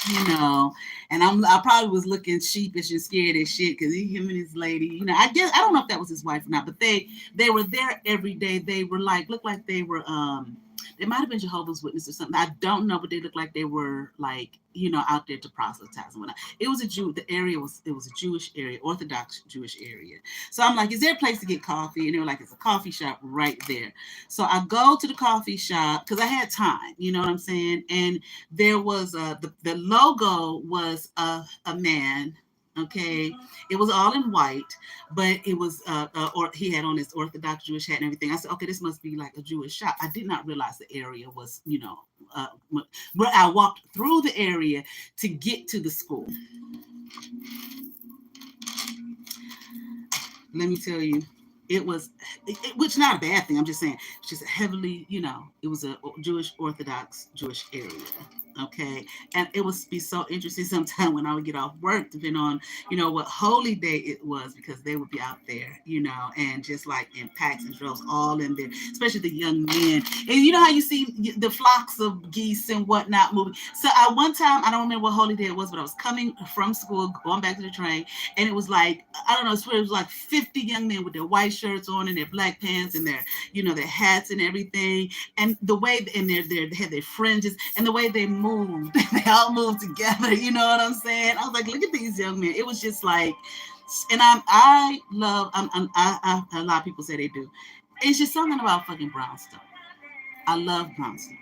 And the brownstones that I was passing by, oh my God, and the ones in Harlem, every single time I pass by them, my heart. So, I'm like, okay, I'm going to find me and my daughter, we're going to find us a place to stay. You want to find, listen, I found a brownstone, right? And I'm like, oh, this one didn't break. I can use this one. I'm like, oh, we gonna stay in the brownstone. Man, the way they got shit set up in New York City with housing is freaking insane. So they had brokers, which they're not supposed to. Okay. And it's supposed to be illegal now, but you know how that shit go. Okay. So they wanted you, and the salary that the school was giving me was like 95,000 or 90. Oh shit, nigga, I broke this. Like 95,000, 96,000, right? So I'm like, well, people like New York, that ain't shit. You know what I'm saying? I'm thinking I know how to make this shit work. Okay, so they want you want your credit score to be such and such, and they want your, what is it, 8 times your salary to be 8 times what the asking price for the rent. But the rent will be like $2,000 for a studio. Okay. Now, and you may be thinking, well, if you haven't been there, you haven't seen the shit, you may be thinking, well, it's New York. It's not. No, it's not nice. It's not pretty. It's old as fuck. And it's this fucking big. So I got to the point, and if you don't meet those requirements, they will not even have a conversation with your motherfucking ass. So what I started doing, I was like, yeah, I got all that. Okay. Now my salary, was all, but 8 times. I mean, it was just ridiculous. Your credit score has to be 800. I'm like, who the fuck? You know what I'm saying? Your average person don't have that high of a credit. I said your average person, people. I'm not talking about you individually. Okay. So, but there was some people like, I meet with you. So I couldn't wait to go to this one spot. It was a brownstone right around the corner from where I was staying, actually. On the outside, I was just like, oh my God, this motherfucker just does something to me, right? It's so beautiful. Well, went inside that motherfucker because some of the brownstones they broken up into apartments. When I went in, it was just like, it's so old. I mean, New York City is old. It's so old. And it's the shit falling apart. The carpet looked like it's been there since 1960, and it's like, wow. And it was a 1 bedroom, and I checked it out. The bedroom was about this wide, about as wide as you. You know what I'm saying? And you were not going to get no bed in that room. Now you said, well, you lived there. I did when I lived in New York before when I was younger. I lived in a boarding house for girls, 19 to 25. It was right in Midtown, right in Manhattan. They gave us, had us breakfast and dinner during the week. How was it on the weekend? I think on the weekend it was just breakfast. And they had a lot of resources like that because the very first time I lived there, before I lived in that boarding house when I first moved there was a hotel for women only right in Midtown, right in Manhattan. And I got it before I left when I was younger. It got the room before I left, and my friend at the time, she was going to Fashion Institute of Technology. So she came to the building one day, and she came up. She was like, "You're not gonna stay here," because I had found the boarding house like the next day. I went there on, I can't remember. Let's say it was a Thursday. I got there on a Thursday. Went to the boarding house on the Friday, and that was a tripped out story because I go there, right. It was walking distance. My dad told me before I lived. My dad used to live there. And he was like, Nikki, people can tell you all this scary stuff about New York. It's not nothing scary about it. He said it's built on a checkerboard system. You're not going to get lost. It's ABC 1, 2, 3 as far as the street. So you're not going to get lost, okay? Unless you just, I mean, I was telling people back then. I was giving people directions because I was like, he's right. It's literally 1, 2, 3 ABC. You can't get lost, right? So when I got there, I knew about the boarding house before I left. I said, when I get there, I'm going to go there. So I did. I got up the next day. I walked to the boarding house, and I asked the lady. I said, I don't even remember the name of it, and I don't remember. All I know is a couple streets over from was it Park Avenue? Is it Park Avenue? Shit, I can't remember the name of it off the top of my head. But anyway, so I walked there. I go in and they like, we don't have no rooms. And I said, okay, can you just put me on a waiting list? And she said, yeah. So the secretary, the black lady, she on the phone, she started going off, just cussing, Well, when is she coming? Is she gonna bring you? When is she? We need to know when she's coming, and going off. And I was like, it's a room, shit, And she asked me, she said, I know when she got off the phone, I said, is she coming? Do you have a room? And she said, I don't know if she's coming or not. She said, you want the room? I said, yeah. She said, you got some money? I said, yeah, I took my money up out of my bra. Okay. And I gave her the money and I had the room. So my friend that went to FIT, she was like, but I couldn't go into the room until like the following Monday. They had to clean it and everything. So my friend at the FFT, she was like, "You're not staying in this hotel," because I was staying in that hotel for women. She was, because it was transient. She was like, "It's transient," and it was. And it's so funny. For me, I was like, it's just like the fucking movies, because as soon as I opened the curtain, all I saw was a big, huge fucking brick wall, right? You know what I'm saying? And then there was a window category. I mean, the buildings were like this close. It was I looked down in the window. Okay, it was like, it wasn't straight across. It was diagonally down, and there were these women in there. It looked like they were sewing. I don't know what they looked like. They was making drapes or something. I said, I don't know what the hell. It could be some kind of sweat factory shit over there. But anyway, she was like, you're not staying here. And I was like, okay. She said, you stay with me until, she stayed in the dorm. And she said, you stay with me until, your room is ready. And I said, cool. So it was about 3 days. And I said, what about your room? And she said, she don't care. She's not here half the time. She doesn't care, because I didn't want her to get in trouble. She was like, I don't care. You're not, she just was like, I don't want you staying here like this. It's just transient, and I was like, okay, cool. Because, the room, it was just literally like some shit you see, some old movie shit. It was just a small little room with a bed, a sink, the old style sink in a tiny closet, and everything was shared, bathroom and stuff, you shared it, but I was ready for that shit. You know what I'm saying? And so anyway, I stayed with her, got drunk one night, hanging out with her. But anyway, I stayed with her until my room was ready, and I went and stayed in that room. And it was the same thing, except it was clean. Not that the transient place wasn't clean. The hotel, it was just old. It was just old. And to look at something from the mind of like, how old was I? Like 21 or some shit like that, and a 53-year-old, totally different eyes. Okay. So I was like, I was just like, I didn't have no idea about it. I was just glad to be there. You know what I'm saying? So, but the boarding house that they had for girls, it was very nice. It was very clean. It was very nice. But it was the same shit. You know what I'm saying?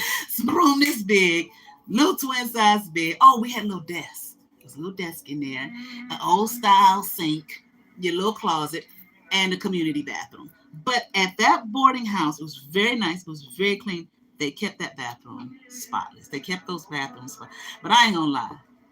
I didn't give a damn. I didn't like sharing no showers and shit. Yeah, I had my shower shoes on and shit. And nothing against people. Don't be upset. But I didn't like the shedding of the straight hair.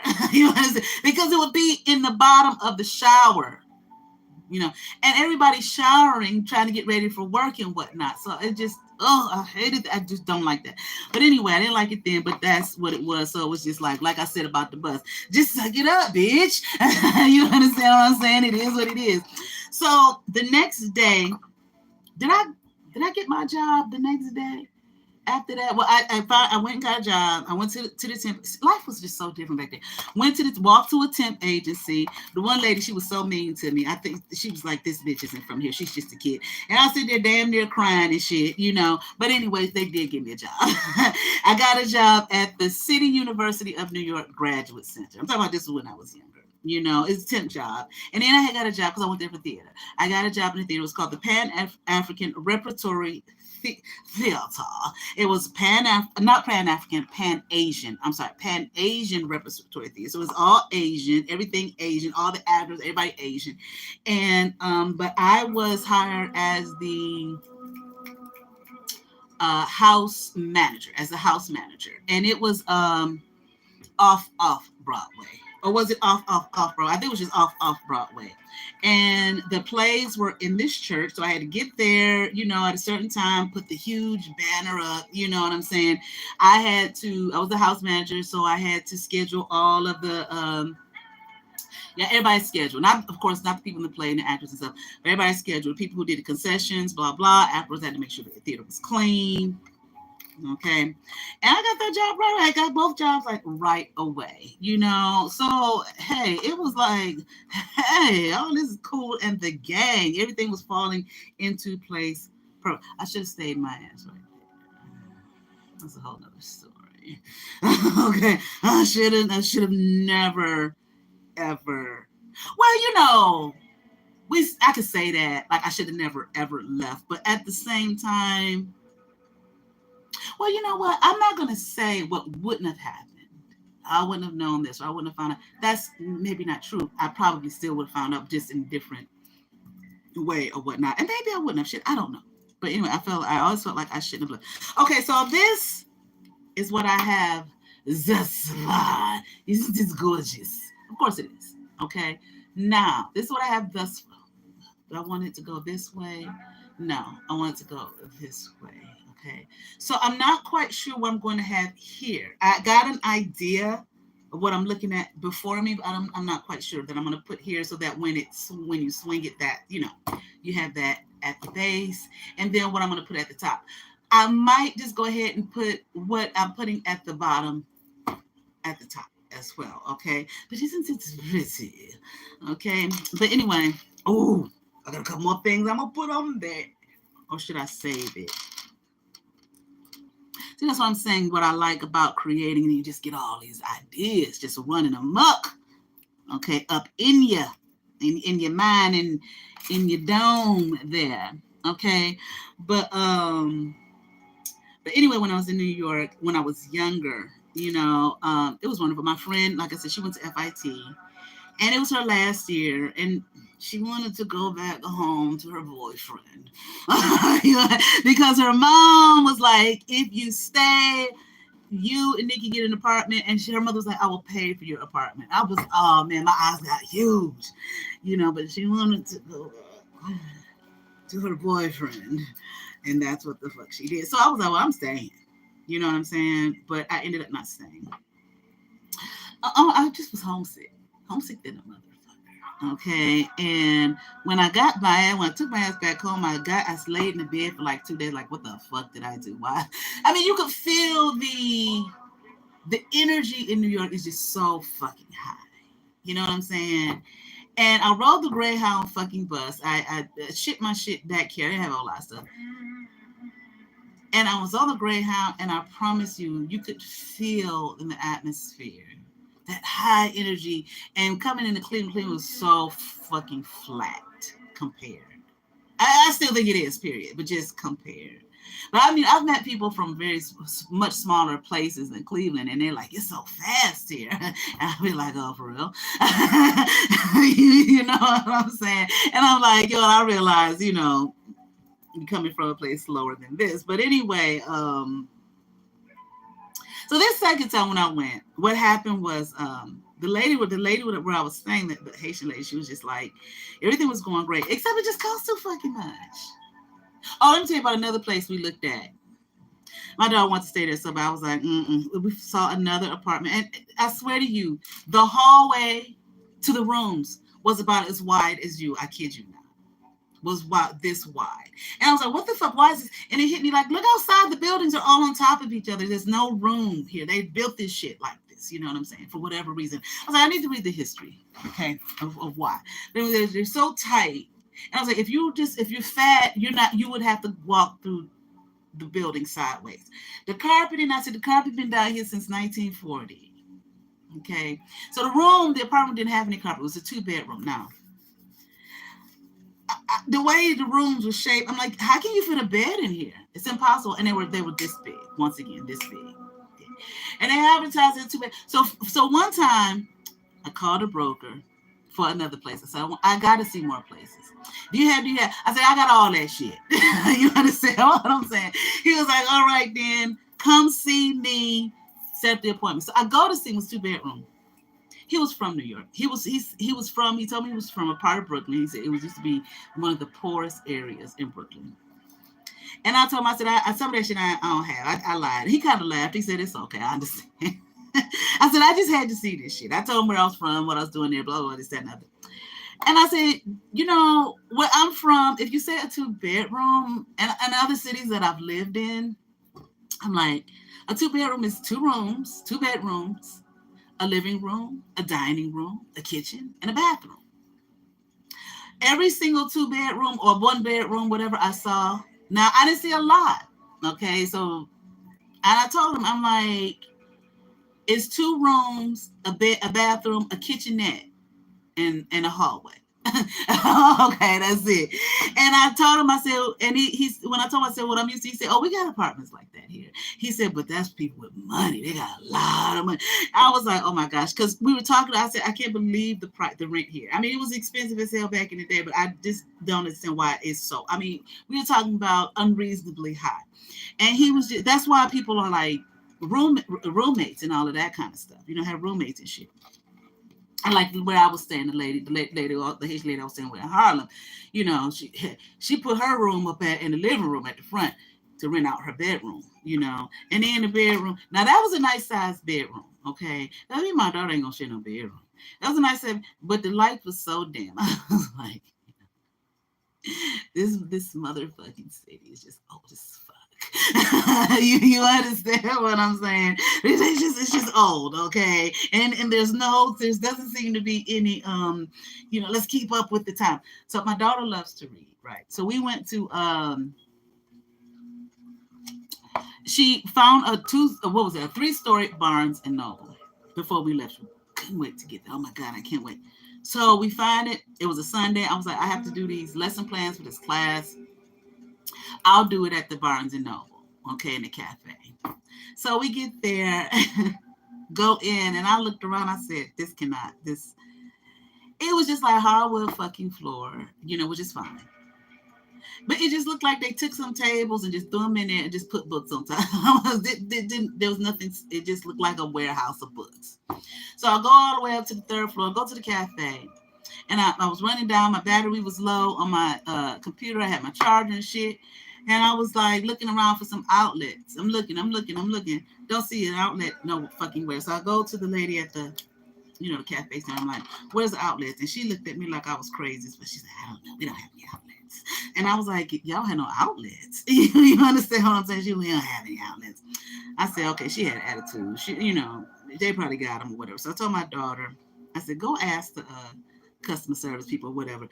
Ask the people downstairs where the outlets at. So she come back, she said, no, they don't have no outlets. I said, in the whole store? She said, there's no outlets. So I said, can't be. So I go down there and I asked the lady, young people, these were young people. I said, where are the outlets? And they looked at me. They was like I was like I had 5 heads. They was like, we don't have no outlets. I said, how you don't have no outlets? I said, this is the technological age. You understand what I'm saying? All these laptops and iPads and phones and whatnot. How can you not have any outlets? And they was like, well, they didn't know. They was confused. By my question. And, they were like, well, I don't know. They were like, maybe they don't want people using them. Okay, I was like, but y'all, that don't make no sense. And I was like, you don't need me to talk to these kids about it. They don't know. There ain't no outlets. If it ain't no outlets here, there ain't no outlets. And I finally found a place with some outlets. But I went home and I used my daughter's hotspot and shit. And I'm just like, you know what, this motherfucker, and then we were going to the laundromat and shit. And then, they still have but that's the way it was set up. Like, where I was. The garbage cans, are on the outside of the building. You know what I'm saying? Those metal cans. But I did like the setup. I like the style of it, But I mean, I'd be sitting out there, because I smoke cigarettes, okay? And I'm not a heavy smoker, but I do smoke cigarettes. So I'm out there smoking. She can't smoke in the building.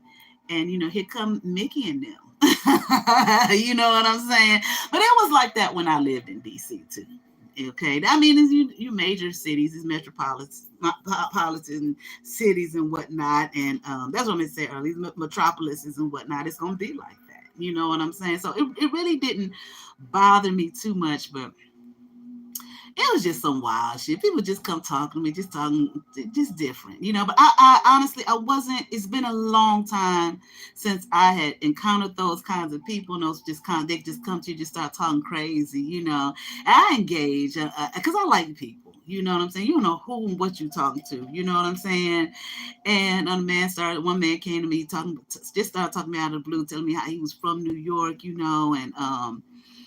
what was he saying about the mice and the rats? He said, these are some lab mice, baby. These ain't the same kind of mice it used to be, and rats it used to be back in my day. You know what I'm saying? So he's talking about that for a little while.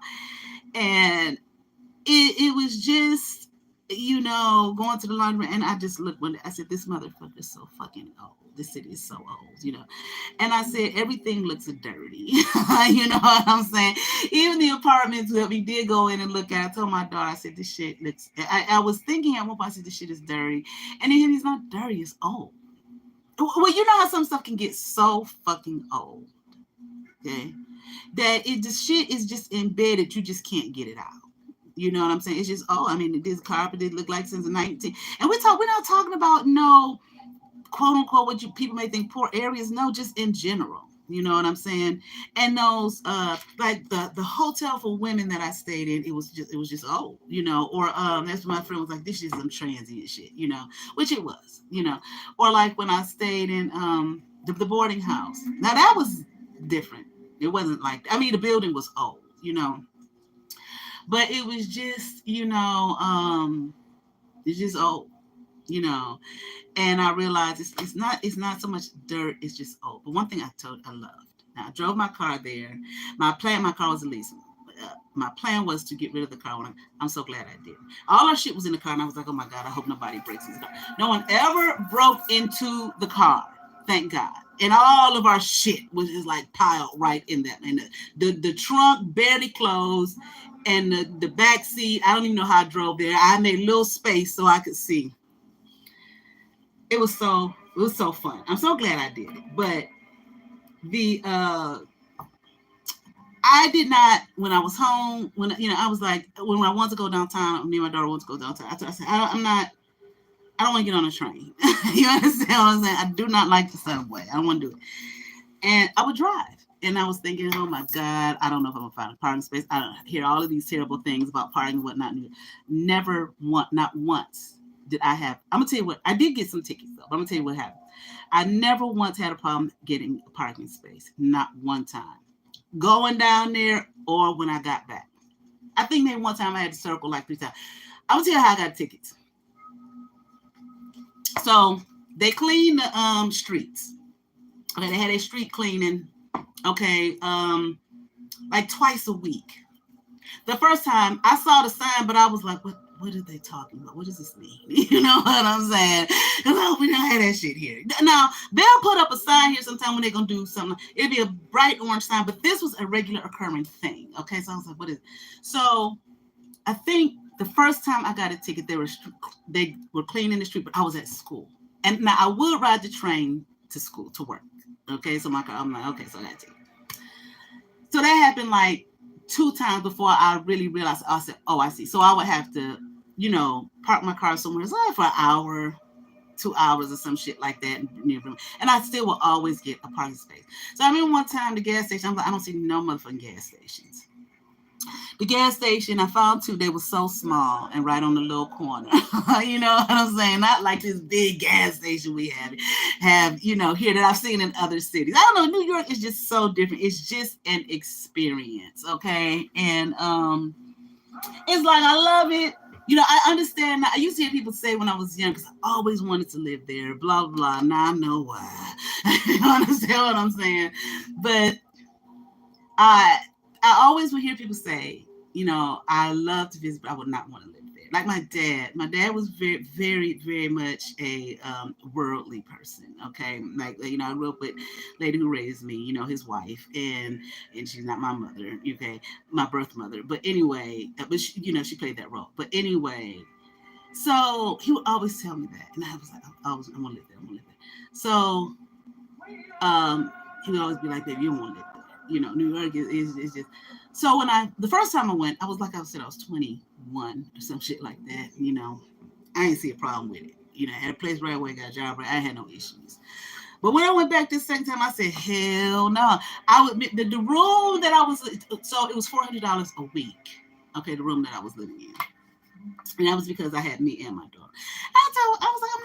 I said, and when I started looking around, looking at places to live, I said, ain't no way in hell I'm not paying. I told my daughter, I said, baby, I lived in the whole house for free. A whole fucking house. Yeah.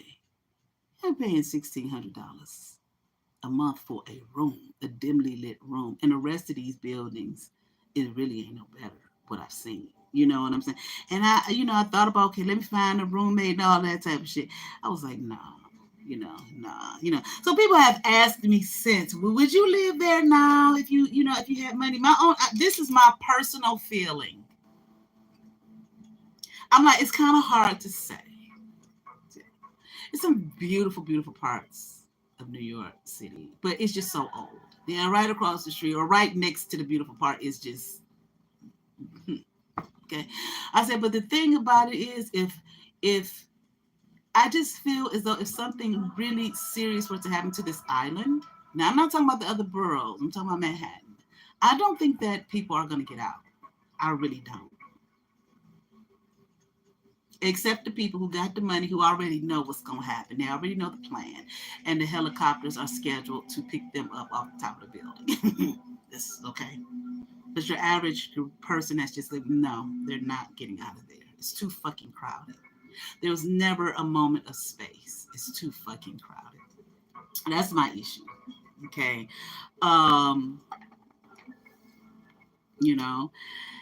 But what happened with her was she was leaving. She said to me, I'm leaving for 2 weeks.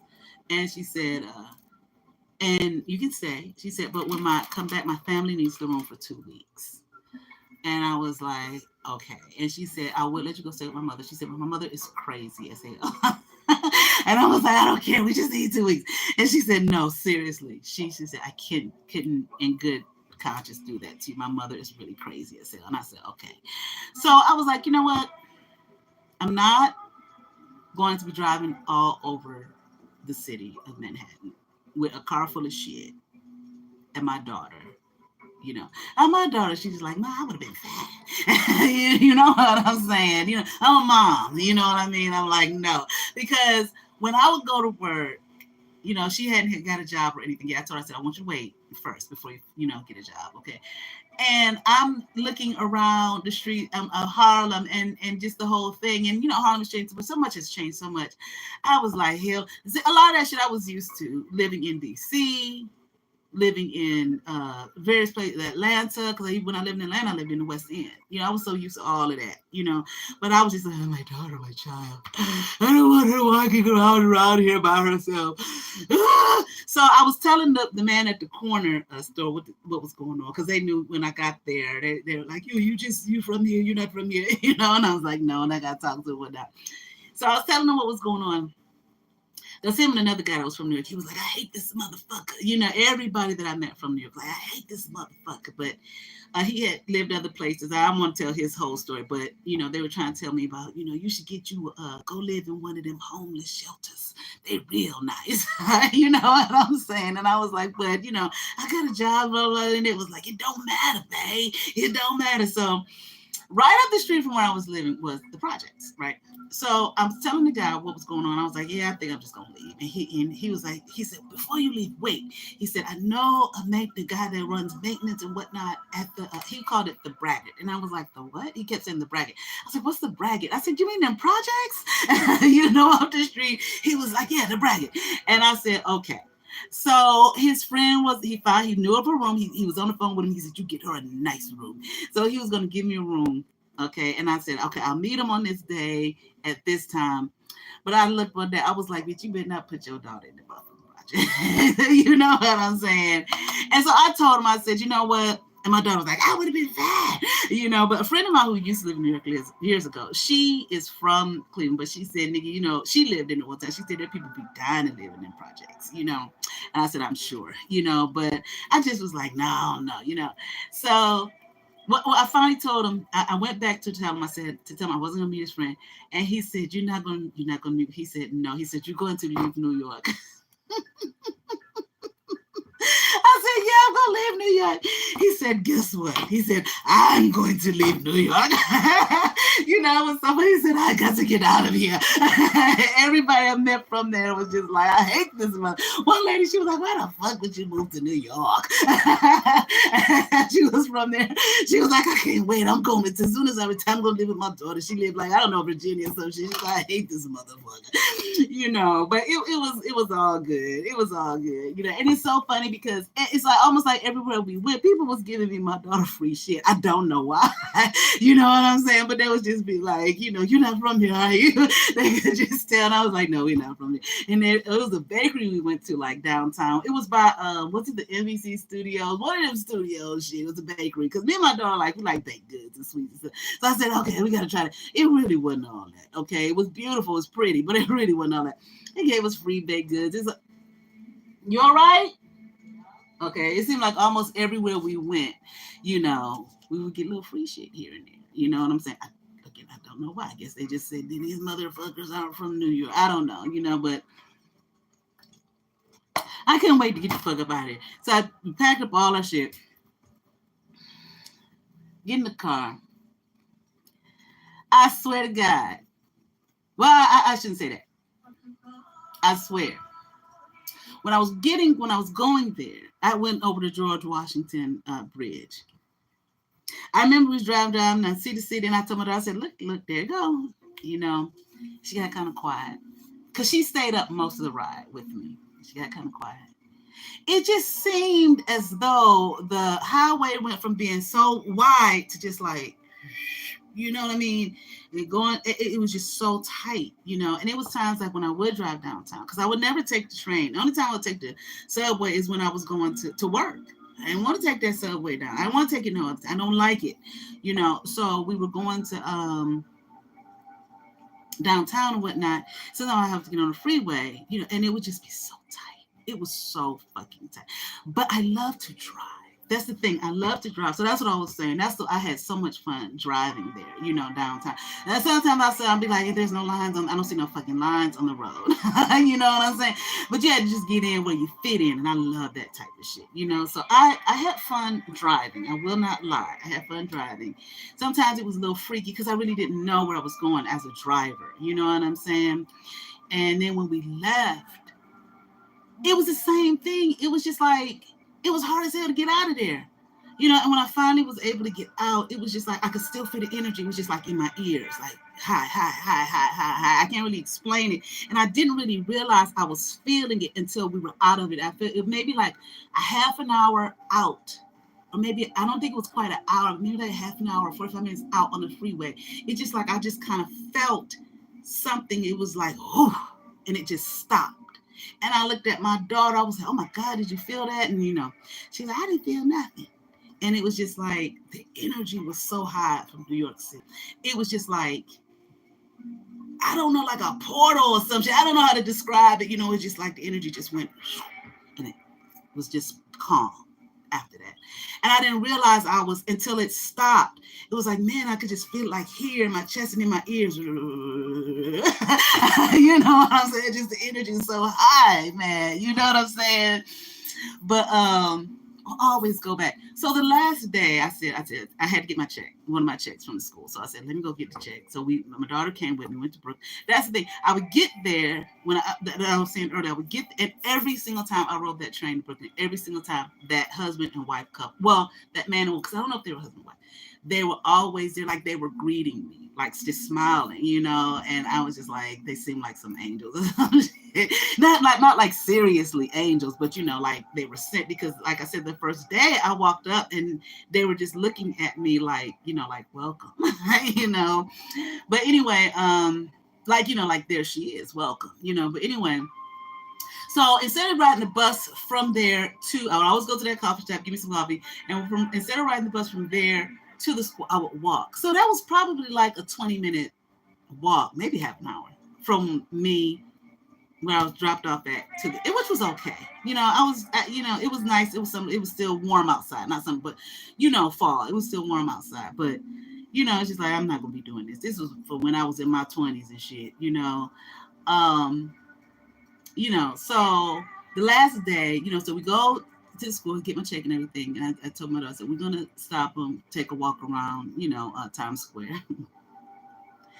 I looked, I said, you know what? This is like clown time.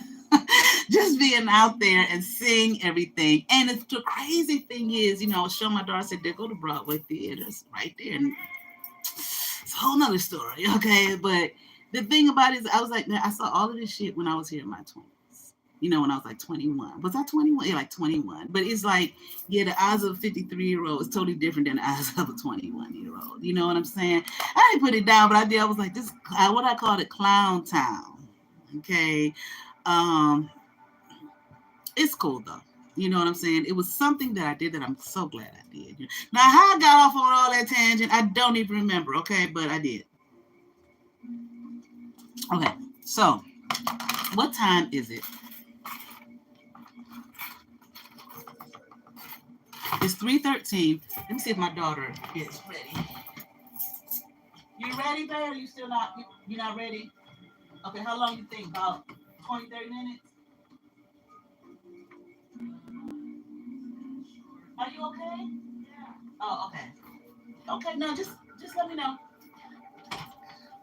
No, I thought my daughter was ready to go. She's not ready yet. Okay, but so like I said, for this so far, this is all I have. Okay. I'm trying to figure is what did I want to put on the end?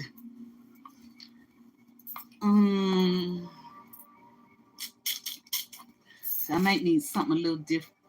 Yeah, I might need something a little different than what I have. Let me see though.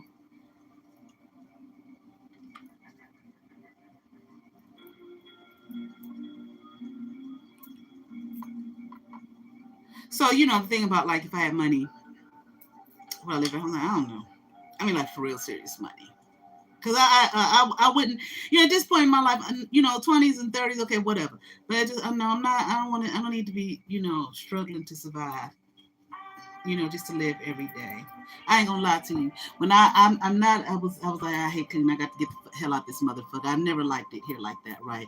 But I'm not gonna fucking lie. When I was driving back and I saw Chagrin, for those who know, my heart was, I was like, oh my God, thank you, God, I'm home.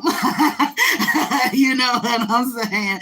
Come on, I was like, Cleveland, all that bad is it? Like, hell no, not compared to that motherfucker. All right, but New York is all that. Okay. I just, unfortunately, I've never, even when I lived there before, I didn't really get an opportunity to explore that much of it. But like, my dad used to go all the time, you know, and I guess he went all the time. He went enough, and he would always tell me, he was like, it's something. It's just, you know, you got Manhattan. You know, it's just, I was just so in awe of all the structure and all the buildings, and it's just, you know, it's just so fucking beautiful. And I always like that. And I was telling my friend when I lived there when I was younger, me and her used to hang out, and I told her one day we were walking, I was like, I just think it's so beautiful. The buildings, the structure and whatnot. She said, if you think this is beautiful, she said, you really need to visit some, you know, like other countries and stuff, you know, see that ancient stuff. I was like, yeah, you know, and I just love it. I just love humanity's imagination and their creativity. I love it. And how they build things and make things, and you know, food, music, and you know, clothes and buildings and everything that humans do, you know, from what the mind, the imagination, seeing it in the mind's eye and then making it, you know, for uh, just the beauty of life. The beauty of humanity, just the beauty of living and being and all of that good stuff. You know what I'm saying? I just love that shit. You know, no matter what, no matter where, I just think it's beautiful. Okay, so what I'm dealing with now, and return to sender motherfucker. Okay, but what I'm dealing with right now, as I am putting this together, what I was going to put on the end,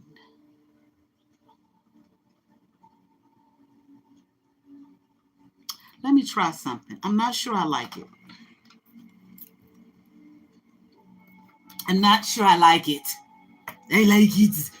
So if I don't like it, I'm gonna try something. If I don't like it, then what I'm going to do is the B store is closed today, the one I go to.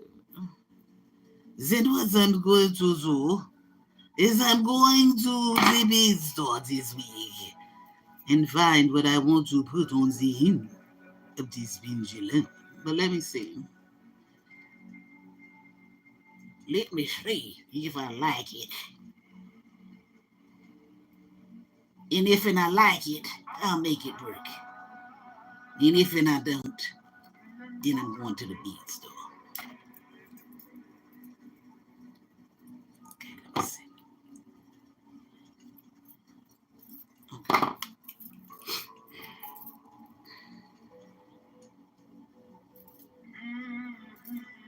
If and if I like it.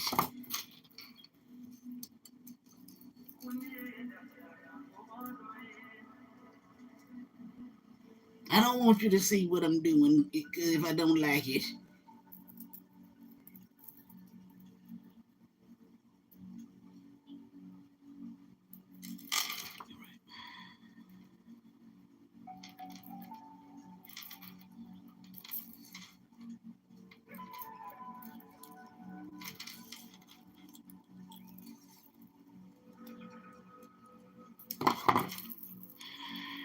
It might work. It just might. Wait a minute. It might. Okay, so let me continue and see if I like it, motherfuckers. All right.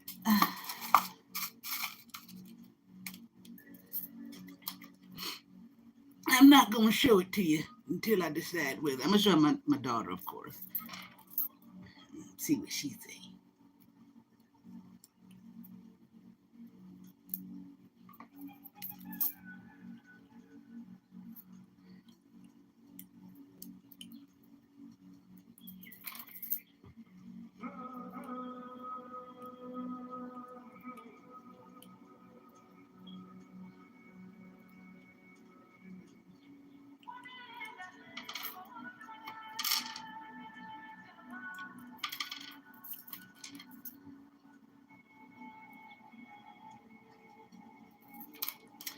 Now, my friend, we're not friends anymore. We don't talk. We ain't talked in years. Who I was in New York City with. She went to Howard. She graduated a year before I did. I was supposed to graduate that year, but I went to Howard a year after. I mean, my first year of college, I went to community college, and then I went to Howard. So she went. She was a year ahead of me at Howard, and we both had dreams. She wanted to be a top fashion designer, and I wanted to be a movie star. We and I tell you, her work was absolutely phenomenal. At least I thought it was. Well, apparently they did too when she was at FIT. You know what I'm saying? From all the accolades and stuff she got. I don't know anything about fashion design, but her shit was fucking gorgeous. And one thing, I mean, her now I did see her drawings and whatnot, her sketches. Shit was bad than a motherfucker. She was the one who lived in Houston, but was from Houston. But one thing she told me, she was like, she didn't like to sew. I was on campus with her one time. They had their end of the year show, and she was making her dress, and she didn't like to sew. And I was, bitch, I wish I could sew. I can't help you because the lady who raised me was a seamstress. But and I was like, it just didn't take with me. I don't know why, but it just wasn't my thing sewing. Okay, and I remember one time I was like, okay, I'm gonna sew. I've always really wanted to try and really get into it. It just ain't my shit. And I made a dress, and I swear it took me probably about 4 or 5 months. I'm gonna tell you, I'm gonna be honest with you, I can't stand them motherfucking patterns. Now, the lady who raised me, if I remember what she told me correctly, she would make patterns. She knew how to make patterns, which I feel like is so fucking ingenious. You know what I'm saying? And I believe, if I remember correctly, she had made wedding dresses. She knew how to sew them sequins and all that little pretty, the special pretty shit on the dress. She knew how to do all that shit. Okay. But yeah, my friend, but she majored, me and her majored in the same thing. When was that? How we both majored in film production and theater art. Well, film production. My minor was theater arts. I don't know what her minor was, because if I remember, in the School of Communications, you had to have a minor. So my minor was in theater arts. Now, when I first got to Howard, my major was international business. But before classes even started, my freshman year, I changed it to film and theater, the theater, because I had studied the theater since I was a little one. Let me see.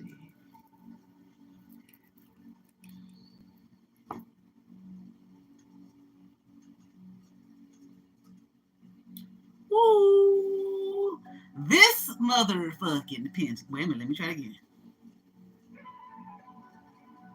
Now it's interesting with the pendulum. Okay, I saw a comment one time on a video. This was a super long time ago. Now, I don't remember who, what channel I was watching or anything like that. But the commenter was trying to tell people about a pendulum, because I believe the reader had mentioned something about pendulum. Well, when the pendulum swing this way, no, motherfucker. That's what it is for you. So you're telling people that's what the swing is for you. When you pick up that motherfucker, you need to find what the swing is for yourself. What's the yes and what's the no? Okay? And that's why I was like, look at this shit. Motherfuckers just be saying any goddamn thing. That's what it is for you. You telling these people that's what it is, that's what it's supposed to be for everybody. Because that's not the truth. Goddamn. Okay? That's what it is for your motherfucking ass. And the reason I'm tripping is because I just checked. I wanted to see. So normally, most pendulums I make. Okay. And when I use my bags and all kind of other shit, the yes is the same. Unless I'm working with a particular ancestor, deity, so on and so forth. But this motherfucker, the yes went the opposite way. Oh, it's deep. I don't know why. But we're gonna find out because it's its own special thing here. I don't know why, motherfuckers. But does it matter? Almost finished. I'm getting there. Now, when you into the artsy fartsy shit, you can't be one of these people who I don't look like everybody else's. But I don't look like what they sell in the stores. It is not an artist make. However, please, people be talking about something. Be careful who shit you buy. It might put some spell work on it. Yeah, but you ain't gonna be careful about that buying that shit about that motherfucking store. Okay. Like the motherfuckers who produce that shit ain't put no spell work on it.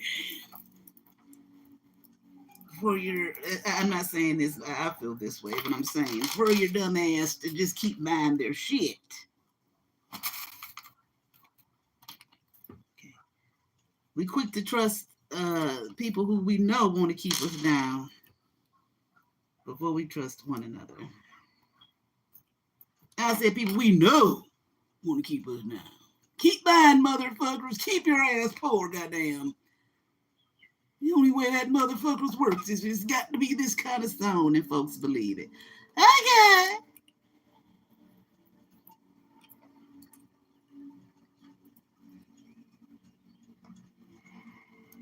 So like I used to be a hypnotherapist. And I had a nice little thriving little business right here in Cleveland Heights, Ohio on Lee Road. I had a little office over there as a hypnotherapist. And Cleveland, it's very traditional. Bitch, what is that, bitch? What is hypnotherapy? So I had a lady, she was so funny. I loved her. She came for 4, well, she had 4 sessions. She only came for 3. And she told me it's going well, things are going well, it's wonderful. And then she told me one day, the Lord told her not to go no more. I said, okay, well, you listen to the Lord. Listen to the Lord or the Holy Spirit or something like that. Well, you listen to the Lord, even though apparently it was working for you. But people get scared. So I was advertising. I was at was it a hair show here? A natural hair show? I think it was. I was advertising a business.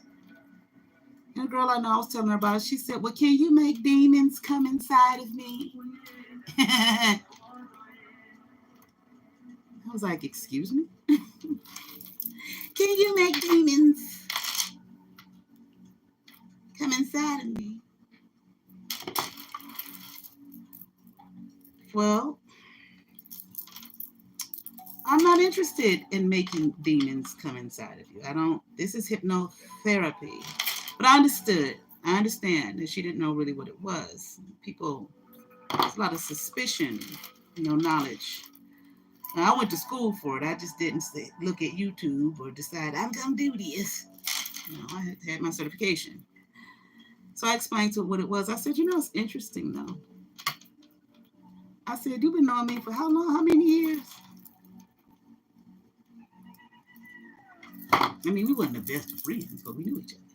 I've been knowing you this many years, bitch. Okay. And do you wonder about that music you listen to? You listen to the secular music or any of it, really? Yeah. Did you ever wonder if them motherfuckers could make demons come inside of you? That music you listen to? Or them television shows you watch? Or any other kind of philosophical blah, blah, blah you take in and eat and absorb? I ain't think about it that way. I know. I'm just helping you. Because you rest assured. Them forces want them demons inside of you. They want your mind messed up. They don't want you to know who you fucking are. Okay? Now, she still didn't come for the session. That's okay. For a session, that's okay. It was just, and sometimes, we hear people say these things and we want to criticize them, be like, that was so stupid. That was so silly of her to say to ask me that shit. You know what I'm saying? Because I do, but then I realized she don't know. She don't know what it is if you don't teach her. Don't nobody come out the womb knowing every motherfucking thing. I mean, we do, but we don't. You understand what I'm saying? So it was just a teachable moment, but also question. Now this motherfucker's not gonna look like a pendulum, but goddamn, that's what it is. And I'm proud of my work. Now, I'm not going to show it yet. I've got to do something for this job. Okay, let me see. So, what shall I do?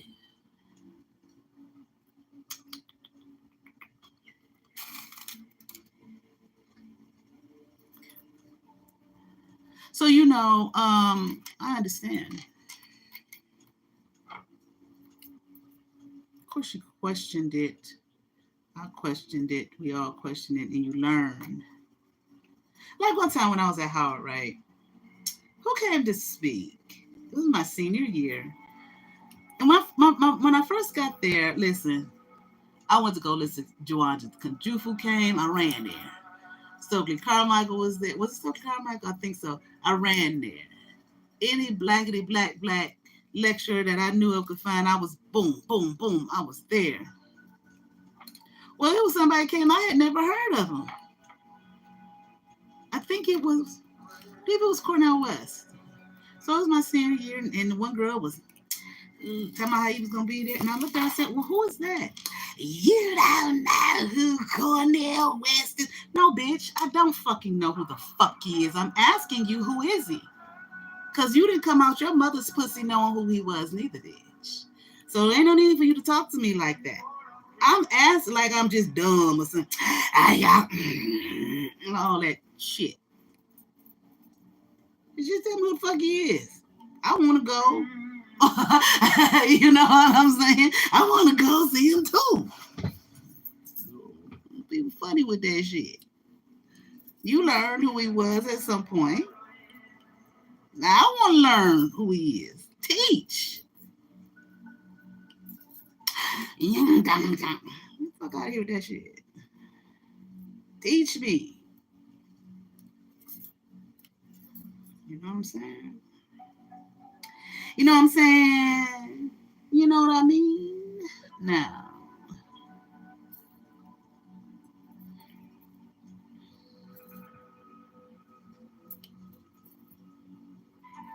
Intuit. So, it's like, think about the music you listen to. They already done showed you shit on YouTube, but what's this guy's name?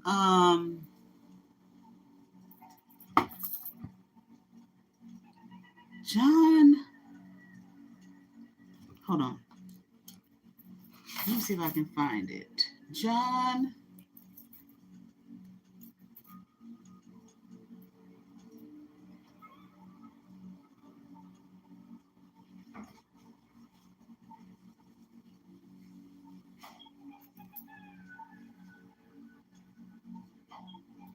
Okay. Damn, I can't remember that man's name. John Todd. John Todd. Now I don't know if you can really find his lectures on YouTube. I mean, they're on there. Okay. His lectures. Man who worked in the music industry way back. He became a Christian, and he started revealing things about what happens in the music industry, what they do with the masters, and all the satanic shit that goes on. And when it's done, when one of the masters, I think, is done, then they go do some satanic work over it, blah blah blah. Now, that man, I saw those videos back in I always use my daughter. You know how they do BC and AD. How old? My daughter's 19. Is that when I was there? She probably was about 3 or 4 years old. But see, I went to these Protestant Christian schools. They used to teach us this stuff. These white Protestant Christian schools, and they used to teach us stuff like that. Okay. One time we used to have chapel every, was it Tuesday and Thursday or Monday and Wednesday, something like that? I think it was Tuesday and Thursday. One time they had a series. It was sex, drugs, and rock and roll, child. And they had these guys come and, I mean, it scared shit out of me.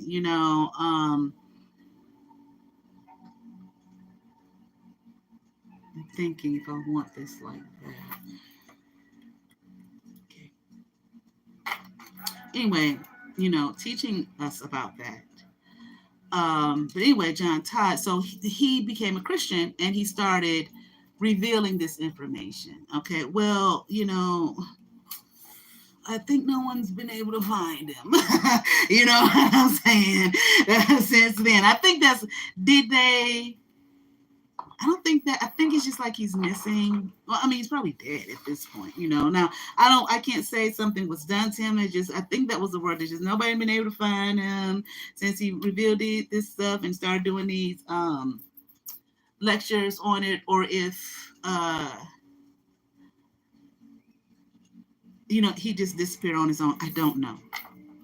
But anyway, I don't know if I like this.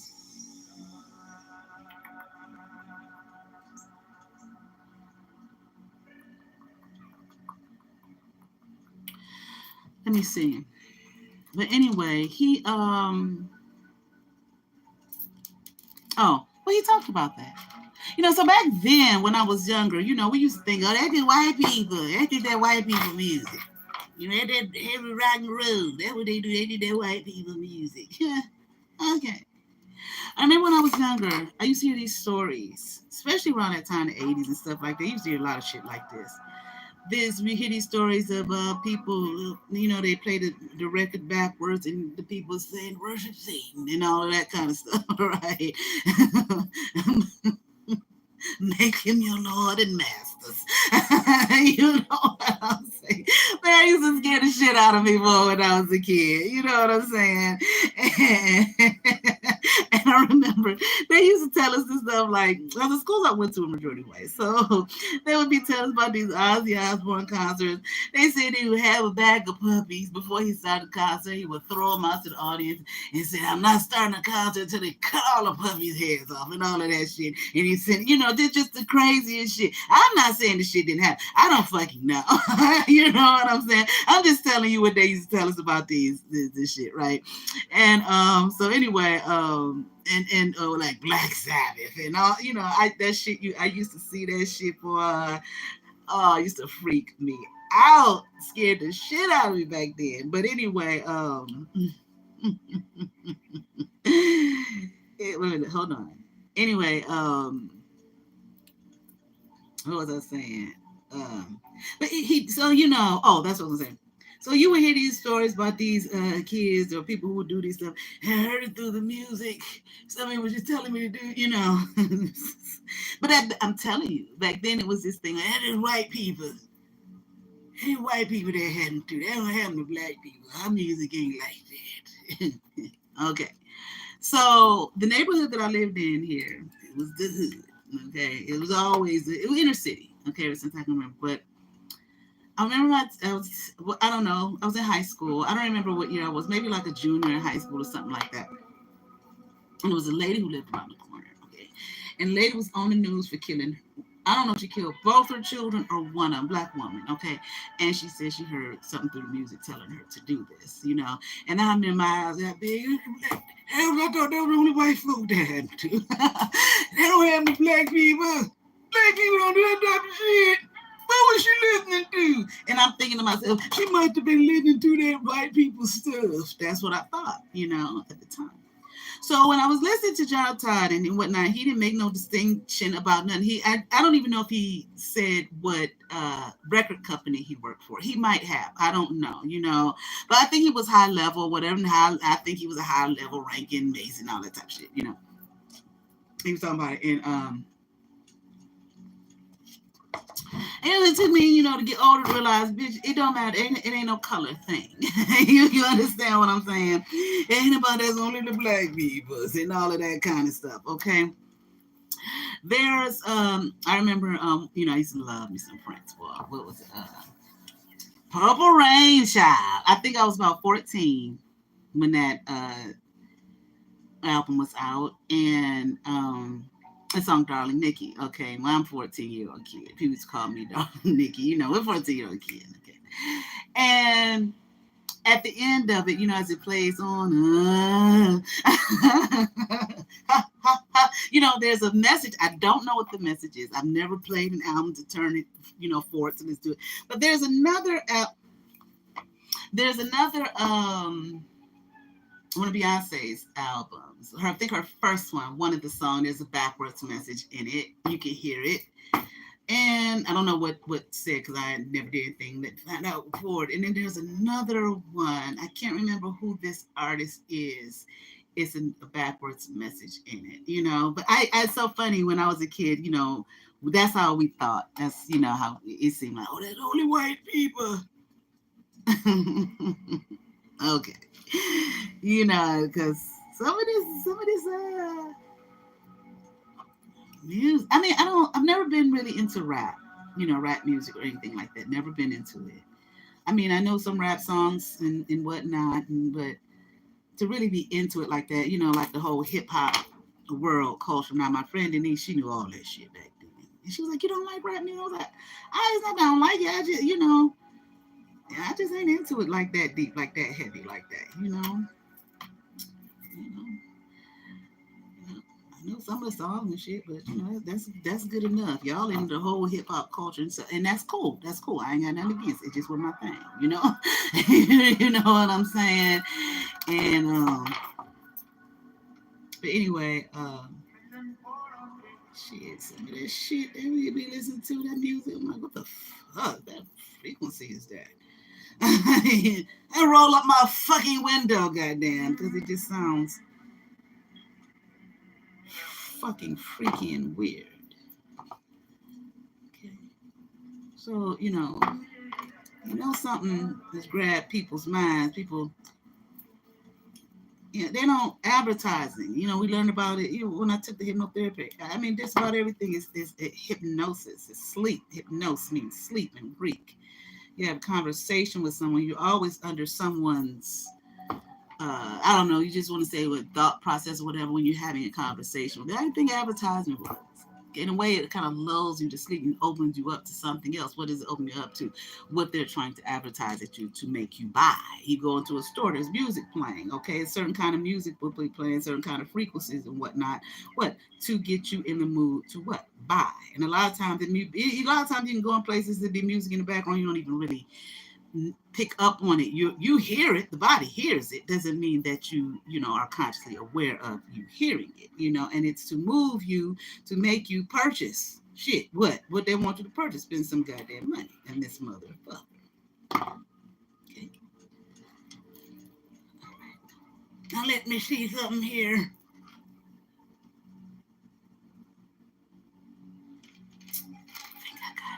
I think I got it. I think I'm just about done. And I hope you likes it. I worked real hard.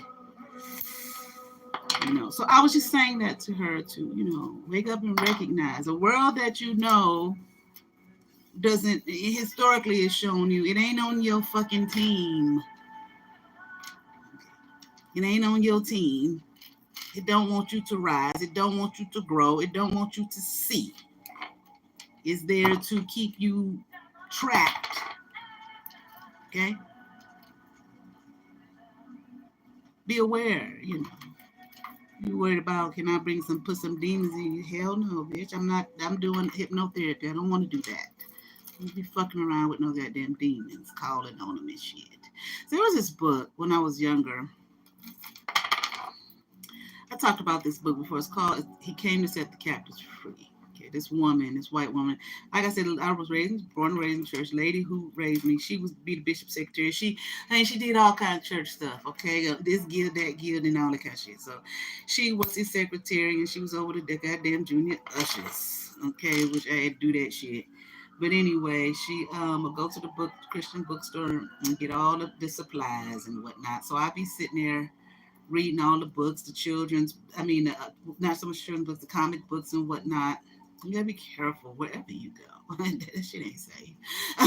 You know what I'm saying? So I found that book, and I think I was all of 12 years old. I was very young, and I got that book. It came to set the captives free. She let me get the book. She bought it for me. And in the book, she talked, that's where I learned about people doing remote viewing, and she talked about all of that kind of stuff, remote viewing, remote listening. What else did I didn't even cut it off there.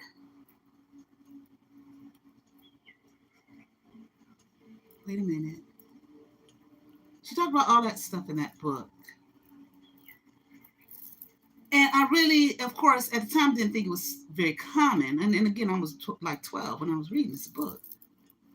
But anyway, she was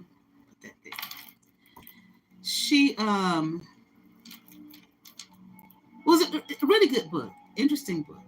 I might have been a little too young for it without nobody explaining to me what was what, but I got the gist of it. And of course, all I knew was from a Christian perspective because that's what it was written from and that's where I was coming from. That's what I understood. But years later, when I was in seminary, I found a Christian bookstore I went to, and I was like, oh, she wrote another one. She's got a series. So I got her second book, and then she got to talk about all these demons and naming all the demons and this demon and this demon. And ain't none of them that I remember reading about these cards over here, but it was so long ago, okay? And I wasn't doing any tarot or nothing like that. Oh, back then. So I took that book back to the bookstore. I was like, I want this shit. You know what I'm saying? And it's like, I didn't get this book for that. Be having these demonic names in my head and whatnot from reading this book. Well, people started to question this woman. You know what I'm saying? I cannot remember the name of the author, who she actually was and what her actual intent was, I don't know. She claimed an angel. Was it? No, she claimed God for damnation. She claimed it's not an angel. Satan appeared before her in her house one day. Oh, she claimed the angel did too. Yeah, she claimed both of them did. But it's a lot of claims. You know what I'm saying? But I wasn't interested in.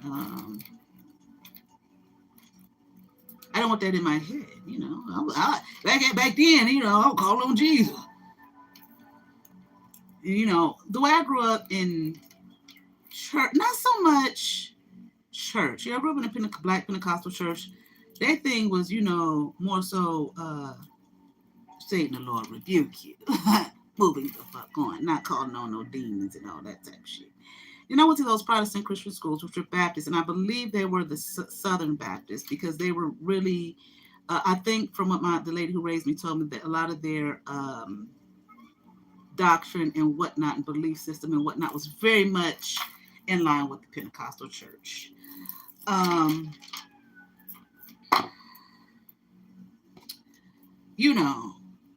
So in the Black church, again, was saying Lord rebuke you, moving on, a lot of praying, a lot of, Holy Ghost, as they refer to, not so much Holy Spirit and all of that type of thing that get power and whatnot, laying on the hands, healing, things of that nature. Okay, a lot of praying, serious praying. That's what I was saying earlier, too, about this pendulum and working with various tools. I mean, prayer is a tool. It takes practice. It takes time. It takes, effort, work. It's not something you can just automatically just do. And you would think, oh, well, why can't I just automatically? Because I don't think anything in the world works like that. It just takes, you get better and better at anything the more the more you do it. You know what I'm saying? All right, I got one more piece to put on, and I think I'm done. Oh, it's broken. And I show it to you. if you like it, it's going to be different now. But like the woman who raised me told me, my daddy, her name is Nikki-Kenyatta. And I asked the lady who raised me, I said, I thought she was my mother. I said, Mommy, who named me? And she said, your daddy named you. You know what I'm saying? And I said, why did he name me Nikki Kenyatta? I said, no, that's not what I said, how did you feel about him naming me that? And she said, I didn't mind. She said, because she said, when I saw you, she said, I knew you were going to be different. You know, because she was saying the name. I was saying, because the name is so different. She said, I didn't mind, because when I saw you, I knew you were going to be different. So when you see my work here, I'm almost done. I keep messing this last one up. It's going to be different. Okay. Now, I don't take pride in my shit looking like every fucking body else's. It don't look like it look out like at the store. Let's make fun of her. And the whole time I'm like, thank God. If you want the shit from the motherfucking store, that plain old shit that everybody got, go get that motherfucker.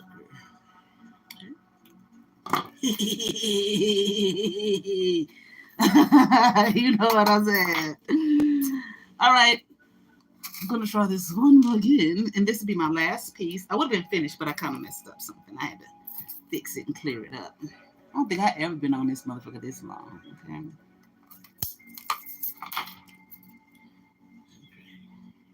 So if you like it, when I'm done, it's yours for free. Just pay shipping and handling. Like I say, if you're interested in these two, the one I'm doing now, finishing up, and this other one that I showed earlier when I first started, do not email me.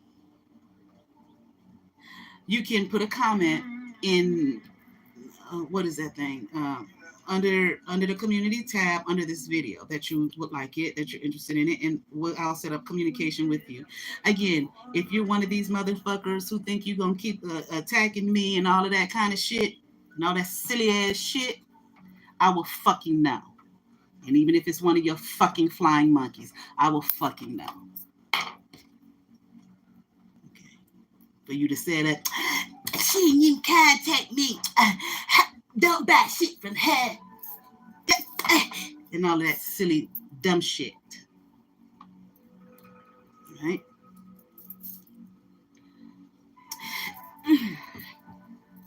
And all that. The dumb shit. Okay? Or one of you motherfuckers here who thought you was going to steal my fucking work.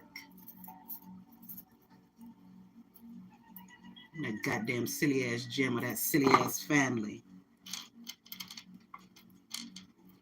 Set this bitch head. Hot mamas and shit. Fucking bother me. Fucking waste. Wasting your fucking time. You're not gonna get shit. All right. All right. I'm gonna show you something. Okay, look. Now, I want to show you. I think this is still gonna do it. We'll see. Let's see what happens. Okay. Now, this is what I made a few weeks ago. Okay. What is yes? See how it's moving back. Our love goes back and forth and forth. Okay. Let's see what this one does. Now, this is the finished product. Okay. What is yes? Look at that. That's the first time that has ever happened. Usually when I make them and whatnot, they always swing the way the first one did. Even if I, no, unless, not even if, unless I'm working with an ancestor, a deity, or something different, okay? And it will tell me, when you do that, if you're gonna work with the ancestor, you ask that ancestor what is yes. And what is no, and maybe what is maybe, etc., okay? But that is the first time that has ever, this one's like, bitch. I'm going a different way. So this is the other pendulum. Okay. I mean, again, if it doesn't have to be that long chain with that, okay. If that's what you want to use, fine. Okay. But I'm not putting it down. I'm just saying it doesn't have to be that if it swings. If that motherfuckers, come on, you ready? Yeah. Okay. All right. I'm coming. I'm about done anyway. If it swings, if that motherfucker swings, you can use it, goddamn. Okay. So if anyone's interested, don't worry if you're not. Okay. These are for free. And you clean it and pray will do whatever you do. Okay. All I ask for is shipping handling. Again, comment under my video below. If it's any of you rancid motherfuckers who have been bothering me, harassing me, stalking me, or thought you was gonna steal my shit, you won't get a motherfucking thing. You won't even get a fucking response. Or you might, because I might send a series of questions. I'm sick of you motherfuckers. Wasteful asses. It's work to be done, goddamn. Okay. Or your fucking flying monkeys, okay? This again is the choker that went with it. Again, what did I say? 13 and a half inches. If you're interested, my neck probably bigger than 13 and a half inches. Let me see. But then two, I didn't count the extension on here. Okay. Okay, that's how it goes. That shit is sexy than a motherfucker. Just like its creator. Okay. Free. Just pay for shipping and handling. Which I don't know, maybe like $4 or some shit like that. All right. All right. Me and my daughter about to go out there and enjoy the sun. Okay. Buy some groceries, some toiletries. Listen, okay. There is this place on the west side of Cleveland, Ohio, on West 117th. Goddamn. Okay. It is a Muslim Arabic restaurant. The food is fucking awesome. Okay. That shit is good as fuck. Okay. Or if I think for 1 minute, you think you're going to try to prove something with my shit. Like a person said before, if you know, you know. And she discovered that she didn't know. She was wrong in what she was assuming or just wanted some fucking drama. Okay. If that's what you think you're going to do, you won't be getting a motherfucking thing. Okay. There are other people in this world, not on this motherfucking internet, or at least through this means, okay, who would be more than happy. Okay, and pay some money for the shit because they see the value in it and they know that it's fucking valuable. Okay, definitely that one with that amethyst. That shouldn't be free for a motherfucker. Okay, but it is today. All right. All right. You all have favor. Okay, enjoy your day. I hope you got some sun. It ain't that warm today, but we do got some sun out there. Okay, it's not super cold. I think I can go without that big old ass, heavy ass coat. Okay, but you all have a wonderful day. Have favor. Be blessed. Don't be too blessed to be stressed. Goddamn. Okay, and enjoy your life. All right. If I have time later, maybe I'll do a reading. All right. Thank you all for your support. Hit that like, hit that share, hit that subscribe, all that wonderful good stuff. All right. All right. Y'all have favor. Peace.